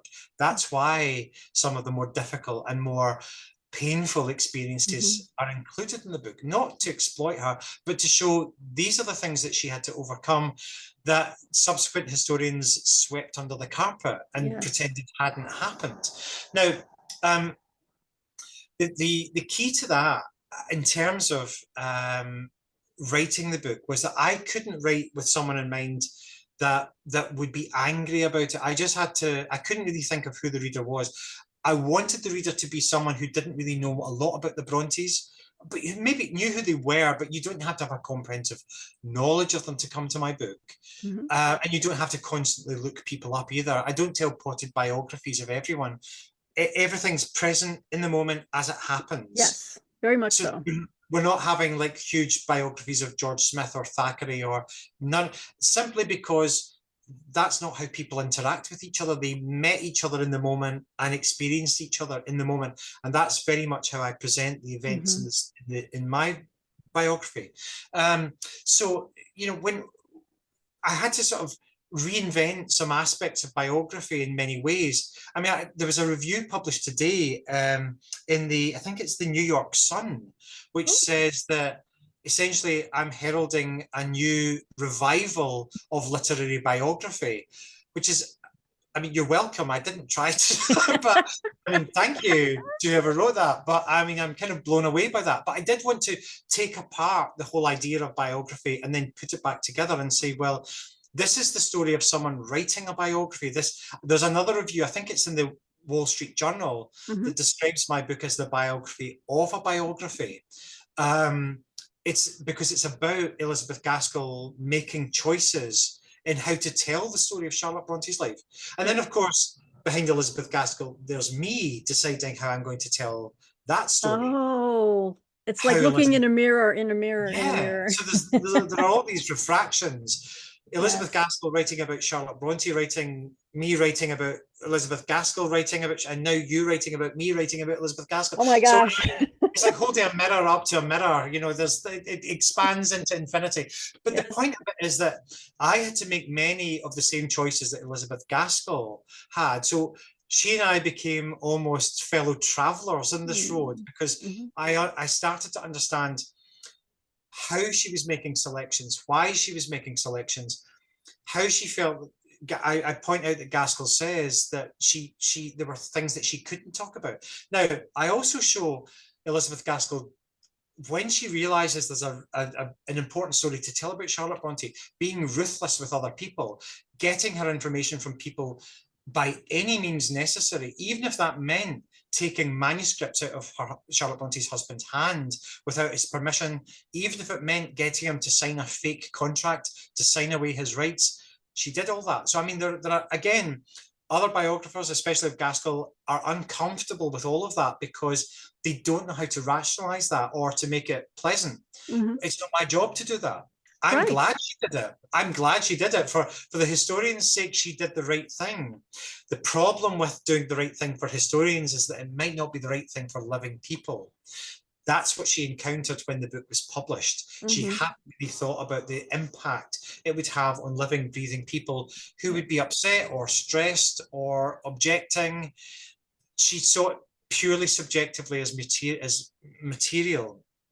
Now, when I came to do the same, looking at Elizabeth Gaskell as an individual woman making choices, then directing Charlotte Bronte's life onto the page, I became immersed in the world. I reconstructed train routes, journeys, food, meals, rooms. I had to feel that I was completely immersed in that world. So there was a time when I felt that I was actually living in the 1850s. In order to properly convey without any sentimentality what that world was like. I didn't want to write a pastiche of a Victorian novel with lots of bonnets and shawls and lamps and all the trappings of a period drama. I wanted to make it feel like it was happening right now, that even though it's in the past, it's sort of now it's happening at this moment. And I think often with period dramas, those things can come in the way between us and the characters, that they're in costume. They speak peculiarly, and they're not quite like us. That it's all a pretense, and of course that's the truth. That's the truth. I mean, things were different then, of course, but Right. I had to approach it without any sentimentality and without feeling that I ought to dress it up in any way. I wasn't going to sentimentalize it. I was going to tell the sometimes brutal truth. And going back to your question, I understood that people would not like that because they like the sentimental idea of the Brontes as being innocents, as being these maidens floating about in their cloaks and receiving their romantic stories through somewhat divine means. Now, Right. anyone who reads the Bronte novels knows that that doesn't fit with anything that they wrote. Mm. Their novels aren't romantic. Some of them are very brutal and violent and harrowing, actually, in many ways. They write about dead-end loves and dead-end relationships and dead-end jobs. And isn't that the modern world? You know, I mean, yes, it's set in the Yorkshire Moors. Yes, it's Jane Eyre and Thornfield Hall.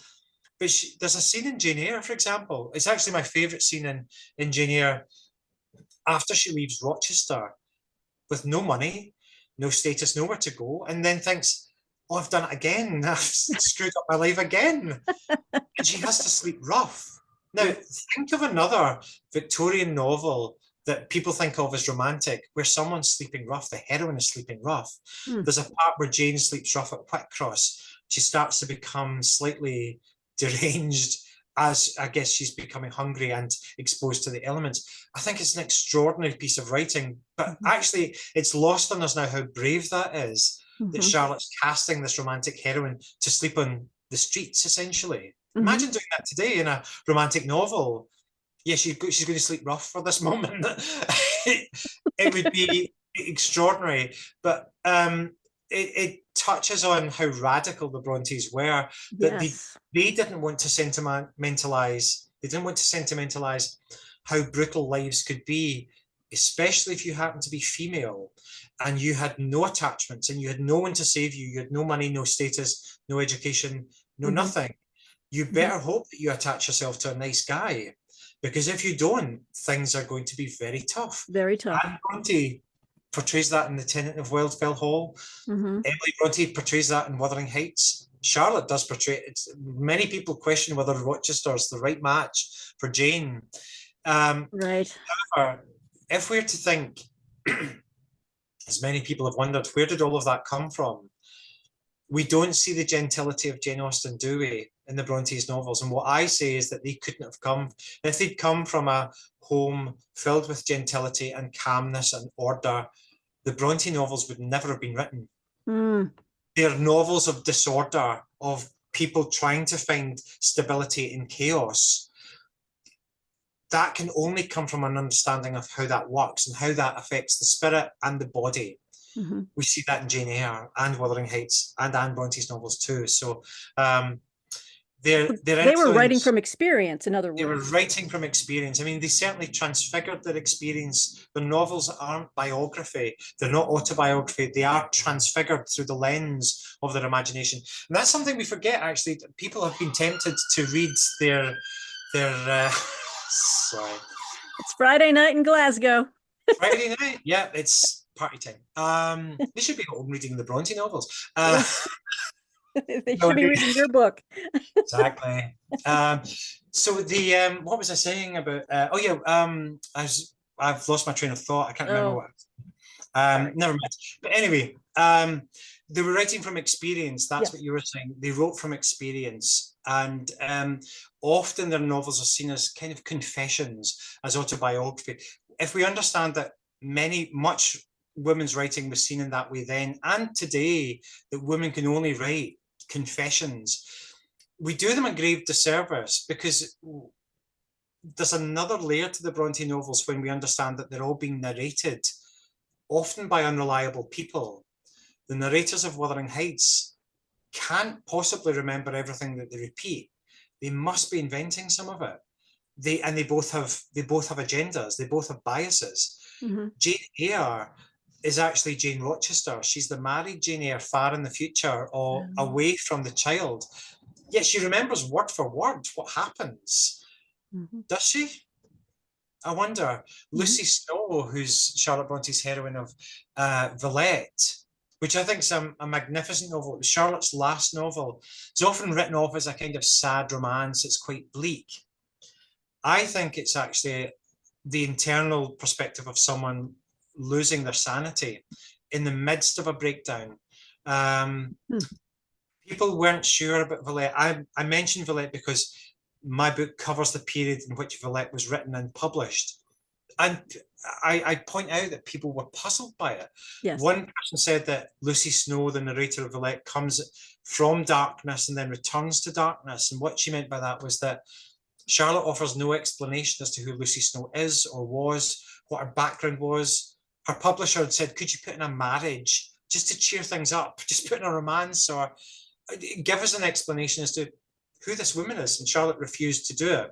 Mm-hmm. She wanted people to see the mind state of Lucy Snowe, troubled, wrong. That Lucy Snowe is not seeing the world as it actually is. She's distorting it for herself and then for readers. This is something that's been lost on lots of readers. We haven't seen that she's manipulating us and herself. We think it's just a very, again, because of the Bronte legend, tells us that this is Charlotte's experience in Brussels and at a finishing school. It's partly that, but it's an act of sophistication. It's a very layered novel of many different levels. Mm-hmm. It's, in my opinion, primarily told by an unreliable narrator who is trying to manipulate us. It's worth revisiting if you've read it before, or if you haven't read it. It's an unusual novel because it's not set in Yorkshire, it's not set in the moors, it's set in a continental city. So I have not read Villette, but I feel like I should. It's unlike anything else, and I think it's Charlotte's departure. I think it shows Charlotte becoming more experimental. Mm-hmm. We do forget that Jane Eyre was an experimental novel. The interiority of Jane Eyre experience, describing her experience from the inside, from inside the body, describing the power in her veins, the anger, the fury flowing through her body. Yeah. That was different. That was unusual for the time when novels were describing, well, I was born and then this happened and then this happened and then something else happened, an ordinary sequence of events. What Jane Eyre describes through her interiority is the experience of eyesight and the experience of the body propelling her forward. Mm-hmm. It's the beginning of a kind of stream of consciousness novel that doesn't come to fruition for another 100 years. Wow. I think it was James Joyce who said that he couldn't have written Ulysses had it not been for Jane Eyre's beginning the interiority. That narrative of talking from within the mind outwards and not just describing outside events is something that novelists are still doing today, but we can see it beginning with Charlotte Bronte. And then we can see her moving further with Villette, taking it further. What if we had all of that, but the person wasn't reliable? Bear in mind, this is before the psychological novel. This is before Dostoevsky. This is before all of this is being unpacked. Charlotte was a revolutionary writer, but the sentimental view of her has denied us of that perspective. It's seen her as romantic, as limited, as how the movies depict Jane Eyre as basically it's a strong man, a weak woman, and they come together in the end and that's it. That's clearly, if anyone's read the novel Jane Eyre, they know that that's not really what happens. But just like Charlotte's novels have been softened and simplified over time, so have their lives. They've been turned into a story in which there are saintly figures and mystics and villains. When in actual fact, history is messy. And once we return to the written record, we see the conflicting voices, we see the changing opinions, we see people second guessing themselves, wondering if they remembered something correctly. Mm-hmm. I show that in my book, Ellen Nussey saying something to Elizabeth Gaskell, then wondering afterwards whether she was remembering it correctly, whether it happened at all, whether that was really her perspective, but it was too late to take it back by that point. This is the story of how memories clash and how human beings with agendas, with love, with their own story and with desperation and grief, try and reconstruct a lost person, and ultimately how impossible that is to put someone back together once they've died. the final section of my book, as you'll know, doesn't feature Charlotte Bronte at all. It Yes. features Mhm. the aftermath of Elizabeth Gaskell's life of Charlotte Bronte, when Charlotte Bronte was already a public figure, was already being embraced as a kind of ghost on the moors. Mhm. And I would ask readers to compare that phantom that appears in the last section of my book to the real suffering woman who appears in the earlier part, Yes. conflicted and shy, bullied, much blamed, having no idea that she would be transfigured in the years to come into something cultural that everyone could love. Yeah, I often wonder what would Charlotte think, if she could see today how just Yeah. beloved she is. Let me tell you a story. Part of my research involved me going to the house that Charlotte Bronte lived in, the Bronte parsonage. So that's now a museum that's open to the public. It's in Yorkshire. It's the parsonage where they lived. And it's filled essentially with all of their belongings, their furniture, crockery, pens, Wow. sometimes clothes, manuscripts. So over a century, their belongings have made their way back to that house. It's the biggest archive of manuscript material as well, belonging to the Brontes. It's not the only one. New York Public Library has many manuscripts of the Brontes. In fact, New York Public Library in America has the biggest collection of Anne Bronte manuscripts. Hmm. They're scattered across the world. So part of my research was contacting librarians and asking them if they could go into the archives and digitize something and send it to me so I could see them. But Wow. the point of the story I'm going to tell you is that I remember I was given Charlotte Bronte's own glasses, her own spectacles, which were still in their case. I mean, they still come with their case. One of the lenses is cracked, but the glass is intact. So I was able to hold them up and look through the lenses. She Wow. was very short-sighted, but when I held her glasses like this, I immediately thought of them being on her face, and Charlotte seeing through those lenses the things that she would turn into Jane Eyre, that filtered through these lenses into her mind, back out into my mind, into yours, into the hearts of the people who love her. And it was almost as though I was holding her little face in my hands and thinking, Oh, we did come for you, Charlotte. We did, after all these years, we did come back for you. And this was a tribute to you. So in some ways it was although I do tell the absolute unvarnished truth, it is a love letter to her in some ways. But to answer your question, what would she think? I making me think cry. she's, but I would love to think that our love could go through time and reach her in some ways. And that point of contact that I had with something so intimate, I thought on the other side of time, she's putting them on again or taking them off because she's too shy to wear them in public.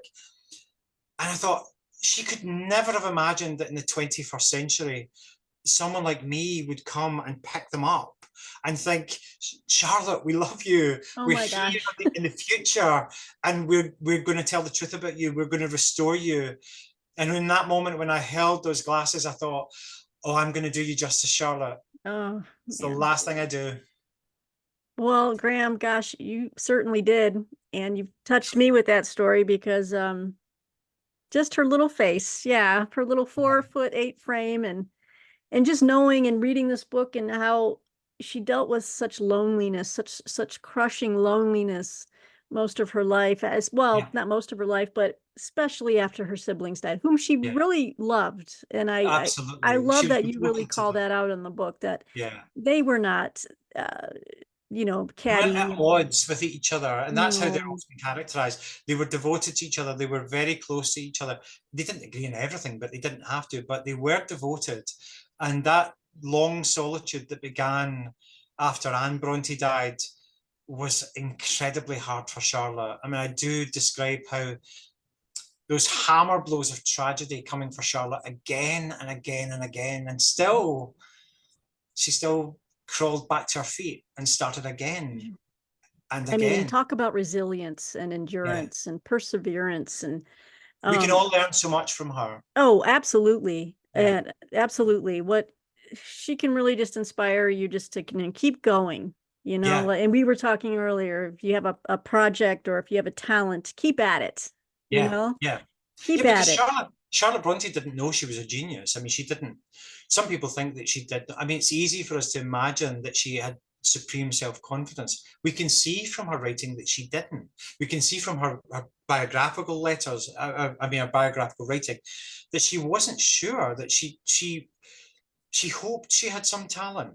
I mean, it's extraordinary for us to think that she wasn't certain of it, but we can see that with many of the great talents, that they hoped for the best, but they persisted. They were obsessional about their vocation, and they fitted it into the cracks in their lives. I mean, in an era before my book begins, when Charlotte was a governess, all of her time was taken up. Every hour of the day was taken up, and she tried to fit in writing into gaps. And I think if you're a beginning writer, it's really important to write on trains, write on, you might write in your head all the time. You might write in supermarkets, standing in the line in the checkout, you know, in the grocery store. But it's important to know that it all counts. Writing isn't sitting at a black typewriter and clacking away like Hemingway and ripping a page out and it's perfect. That's never how it's been. What part of my research was uncovering how Charlotte Bronte wrote, what her technique was. And the interesting thing is that, I mean, we think of them, you know, with quill pens, goose feather pens, and writing immaculate prose in one go. That didn't happen. We know that Charlotte Bronte wrote her first drafts in pencil on tiny scraps of paper about this big. I've seen some of them. They're about that size. Right. I do recall that. And she wrote them in pencil and then revised and revised and revised and then produced a final copy. So even if you happen to be a genius, writing is still rewriting. Absolutely. Oh, yes. And just the writing that I do, I'm always thinking. I could be far away from the computer, but I'm like, I will remember something I wrote and be like, you know, I'm going to change that tomorrow. I've got to change this word. I've got to rephrase this. Yeah, no, it's very interesting, and we could talk a little bit about writing, because before I wrote this book, I've done many jobs, but one of them was I was an editor, a publisher's editor. So that was very useful for me, because when it came to edit, I edited my own book and basically cut a lot out of it because I wanted to make it very sharp. But the idea that a lot of beginning writers have, that you write the book the way people read it. That's not what happens. Now, when I was an editor, I edited in a genre that's not the one that I've written in. I edited children's books, actually, children's novels and young adult fiction. So I essentially became a kind of mentor to lots of beginning writers to bring their work into fruition and to make it the best version it could be. And for many people, I found that especially those who are beginning, some of them did come with romantic ideas of what a writer would be or how writers would work, and it was those who were much further down the line who understood that it was about doing it again and again and again and losing your vanity about it. That's your enemy. That you might think. I remember someone saying to me when I cut a section out of their book, they said to me, but it took me a fortnight to write that. It took me a fortnight to write that passage. And I said, the reader's going to stop at that moment. It's going to work against you. It's going to work against what you're doing. We don't need it. It can go. And you've got to be ready to lose precious things that you've spent time on. It doesn't matter. That's true. That's something that you have to learn as a writer, that you've got to be ruthless with your own work. There's that phrase that all of us have heard about, killing your darlings. I was just going to say that, yes. Yeah. And it's a very tricky thing to learn, because sometimes the distillation of work into writing can be a painful and long process. And you think, is this any good? I don't know. Maybe is it worthwhile or not? You don't have distance, you don't have detachment, you don't have objectivity. So it's always good to find someone who can give you careful and considerate advice about your own writing. You don't need it, because you happen to be very good. Because I have to say that when I read your review, it came as a complete surprise to me. And for people who are watching this, Peg and I actually don't know each other at all. So I came to be introduced to Peg because she wrote an incredibly interesting review of my book, and it was passed to me by my publisher. And when I read it, I thought, this is someone who's really got under the surface of the book. They've understood everything that I was trying to do. And the author of this review had this clairvoyant ability to read through everything that I'd written and understand my intentions as well. And I thought, who is this person? So I found Peg's name and I contacted her on Twitter. It turned out we were following each other anyway, somehow. And we were Yes. in the same sphere, but had never had any contact. So I contacted Peg just to say, look, I really appreciate that review. I mean, if you haven't read Peg's reviews, go and read them, because they're written with such fluency, such appreciation of literature, and also tellingly a great understanding of how different genres work, their mechanisms, and how they achieve what they want, what the writer wants to achieve. It's very rare to see that. Peg, you actually write like the long form literary critics of yesteryear who really invested their imagination in other people's work. And as one of those people, I thank you for that consideration and that commitment to understanding someone else's work, because you could just write poignant and dazzling next or something like that. You know, the things that we see all the time, you could do that, but you invested so much time in reading my book and then digesting it and writing about it in such an informed and intelligent way that I felt like a millionaire when I read that review. I just thought, that's the reader that I wrote this book for. Oh so man. thank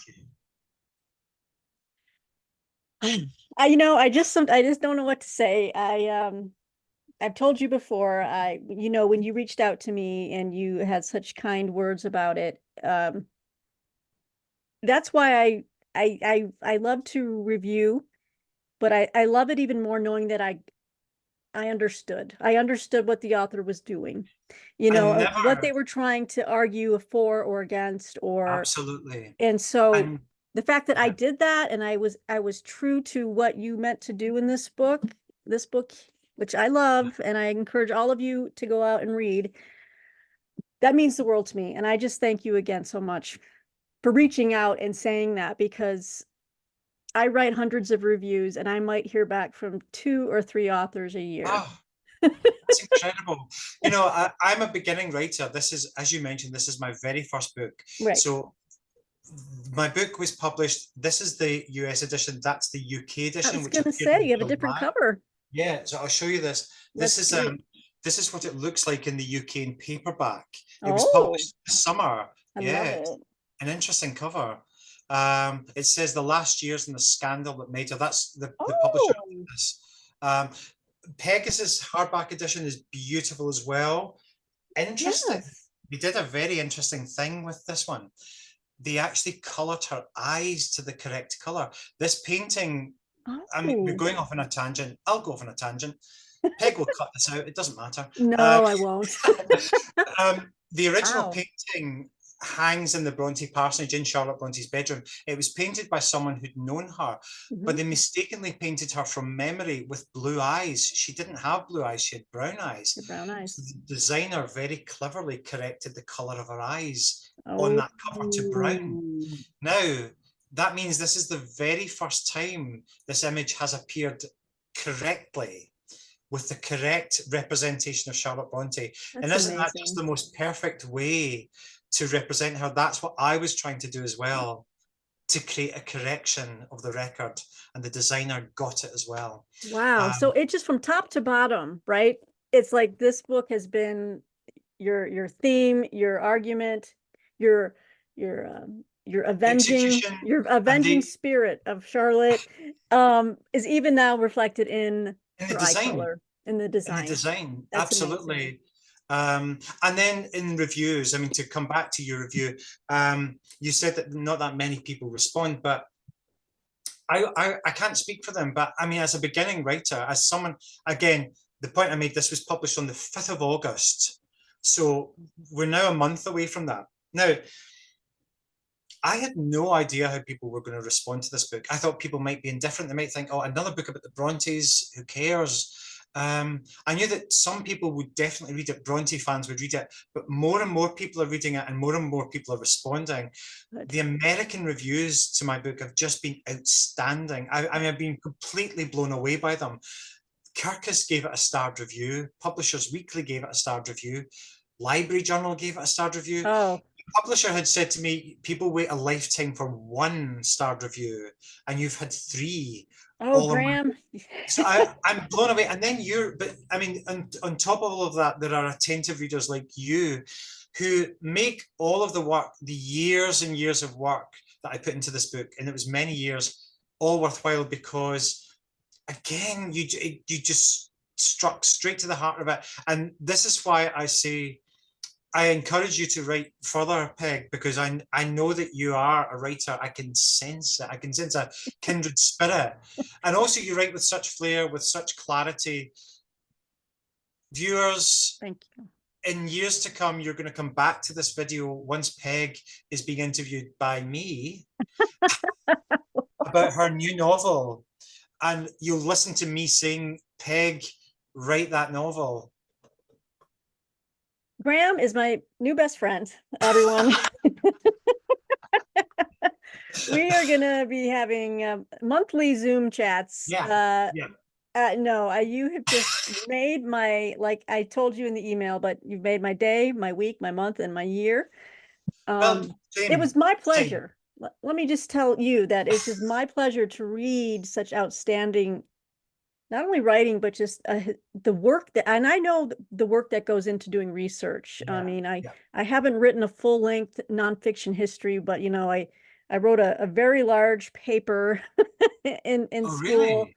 a thesis on my Civil War history, and trying Ah, to bring together all of that primary source material. gigantic. It is so much, and it takes such effort.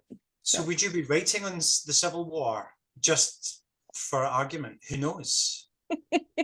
I don't know. I think Civil War is pretty much well covered. I might find something a little more Those Shelby Foote biographies, I mean, those histories oh by yeah, I Shelby won't be Foote. doing that. I Well, won't, the thing is, you don't need to because they are done. they've And, already you know, but the thing about it is, it's, I mean, that the Civil War era, I mean, it's a bit like the Bronte history. You think, what else is there to say about this subject? Surely it's all been done. And there are those magisterial books that exist. But you as a researcher must approach it thinking, well, no one talks about this, or people don't see it from this angle, or what if we saw it from this other perspective? You know, and then there's a human story that starts to emerge. yes. What was it like when it was happening? When Yes. people didn't know the outcome? I You know, know. Ever since I was a little chaos. girl reading history, I was just like, I wish they could invent a time machine just so that I could go back and witness these grand events or even small events. I'd like to, Yeah, I'd yeah. like to visit, go to Charlotte Bronte's home. And Well, you know, I did have an experience of time travel. And there we have to leave this episode. No, I'm joking. no, but you did, because those eyeglasses, I would have lost, I would have melted if I was actually holding her glasses. That Yeah, must have been yeah. such a surreal experience for you. And It was a very powerful moment for me because she was no longer distant, detached, a woman in a portrait, but a real person who had her little glasses case as well. You know, and I thought that was going in a bag, and it was just so powerful. And again, I just couldn't help but think, how could she have imagined that those glasses, those spectacles, would fall through time and end up in the 20th century, but back in her own house? They would go through collectors' hands and then back into her own house and then into my hands. wow, She could never have imagined that yeah, for herself. it's Well, so it happened. powerful. It did It's happen, but I had another very interesting experience. If we've got time to talk about it, I'll be very brief. But there was a TV drama that was made about the Brontes in about 10 years ago now, called To Walk Invisible. It was made by the BBC. You might see I it in I think I've Masterpiece, seen it. actually. Was that about Great. all Yeah. sisters?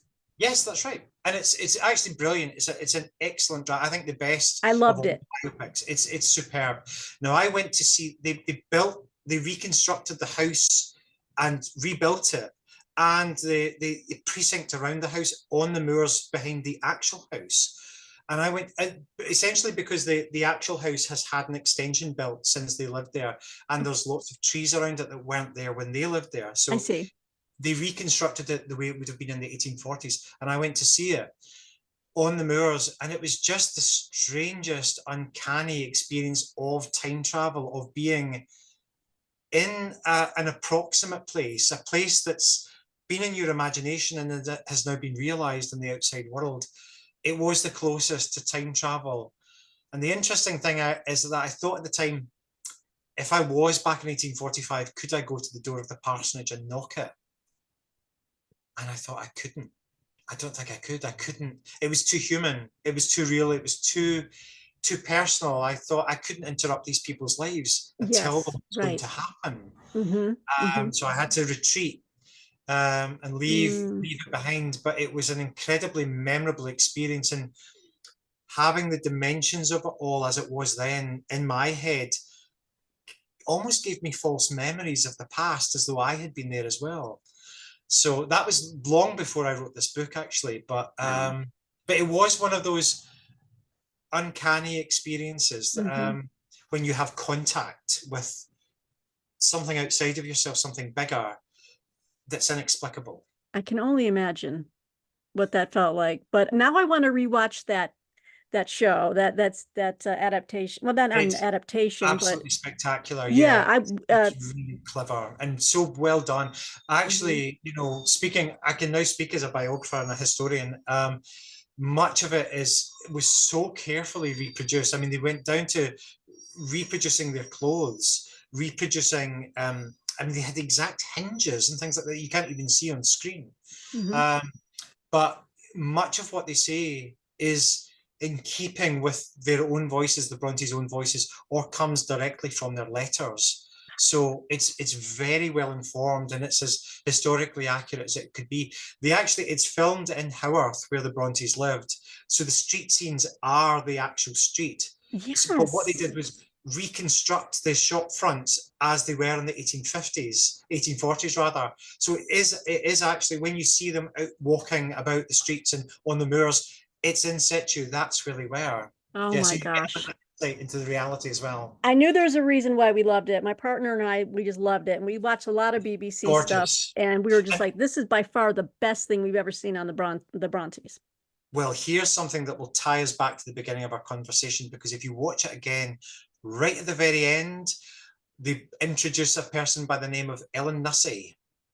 You Oh my see, God. And I don't think at the time I recognized that. no, you wouldn't. No, she's brought in very briefly at the very end.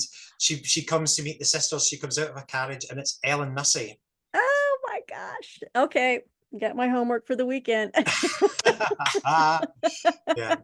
Well, Graham, thank you for taking such just an extended amount of time just to I could talk about Charlotte Bronte and just the Bronte, dynasty, the legends, but not so much the myths because you really knocked those down in this book. And I am so glad that you did. You are now you have taken up Elizabeth Gaskell's pen, as it were, and you are just bringing truth to, this, because like you said, we denigrate someone by not being completely honest. Yeah. Yeah. We diminish We them. betray them.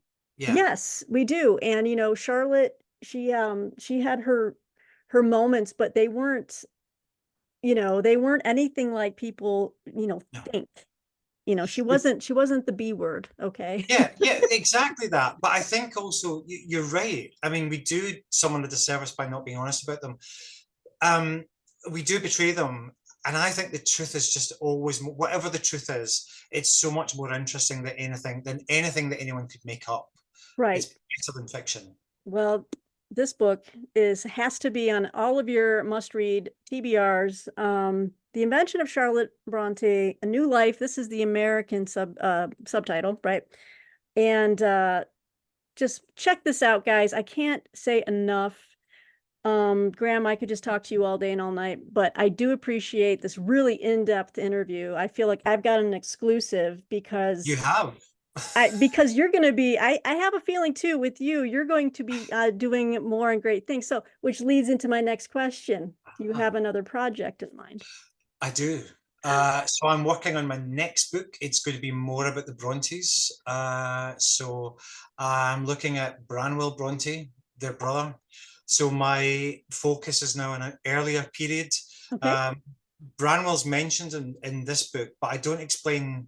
I explain only what Elizabeth Gaskell found out about him. But he had an interesting life. Yeah. Um, yeah. So Well, so more to come, there's more to come. There's and you will. research is already completed for that. Oh my gosh, this is fantastic. I'm so excited, and I must have you back on the program when your book comes Absolutely. out. You name it, I'll be there. Thank Uh, you so much for such an in-depth and such a committed and invested interview. It's been amazing. Thank you so much. oh, well, thank you. I can't wait to get this out there for everyone to see. And I know that you will continue to have just more rave reviews roll in. I told Graham earlier that the New York Review of Books, very long, in-depth review written by Francis Wilson. So just trust and believe, folks. This is not small, small stuff here. These are big publications with Yeah, other biographers writing reviews. And I'm going to send it to him right now. I haven't read it, so I He hope hasn't it's read it, good. if you can believe it. So I'm like, you've got to read it. I just saw it yesterday. I said, oh, this is perfect timing for our Oh, interview.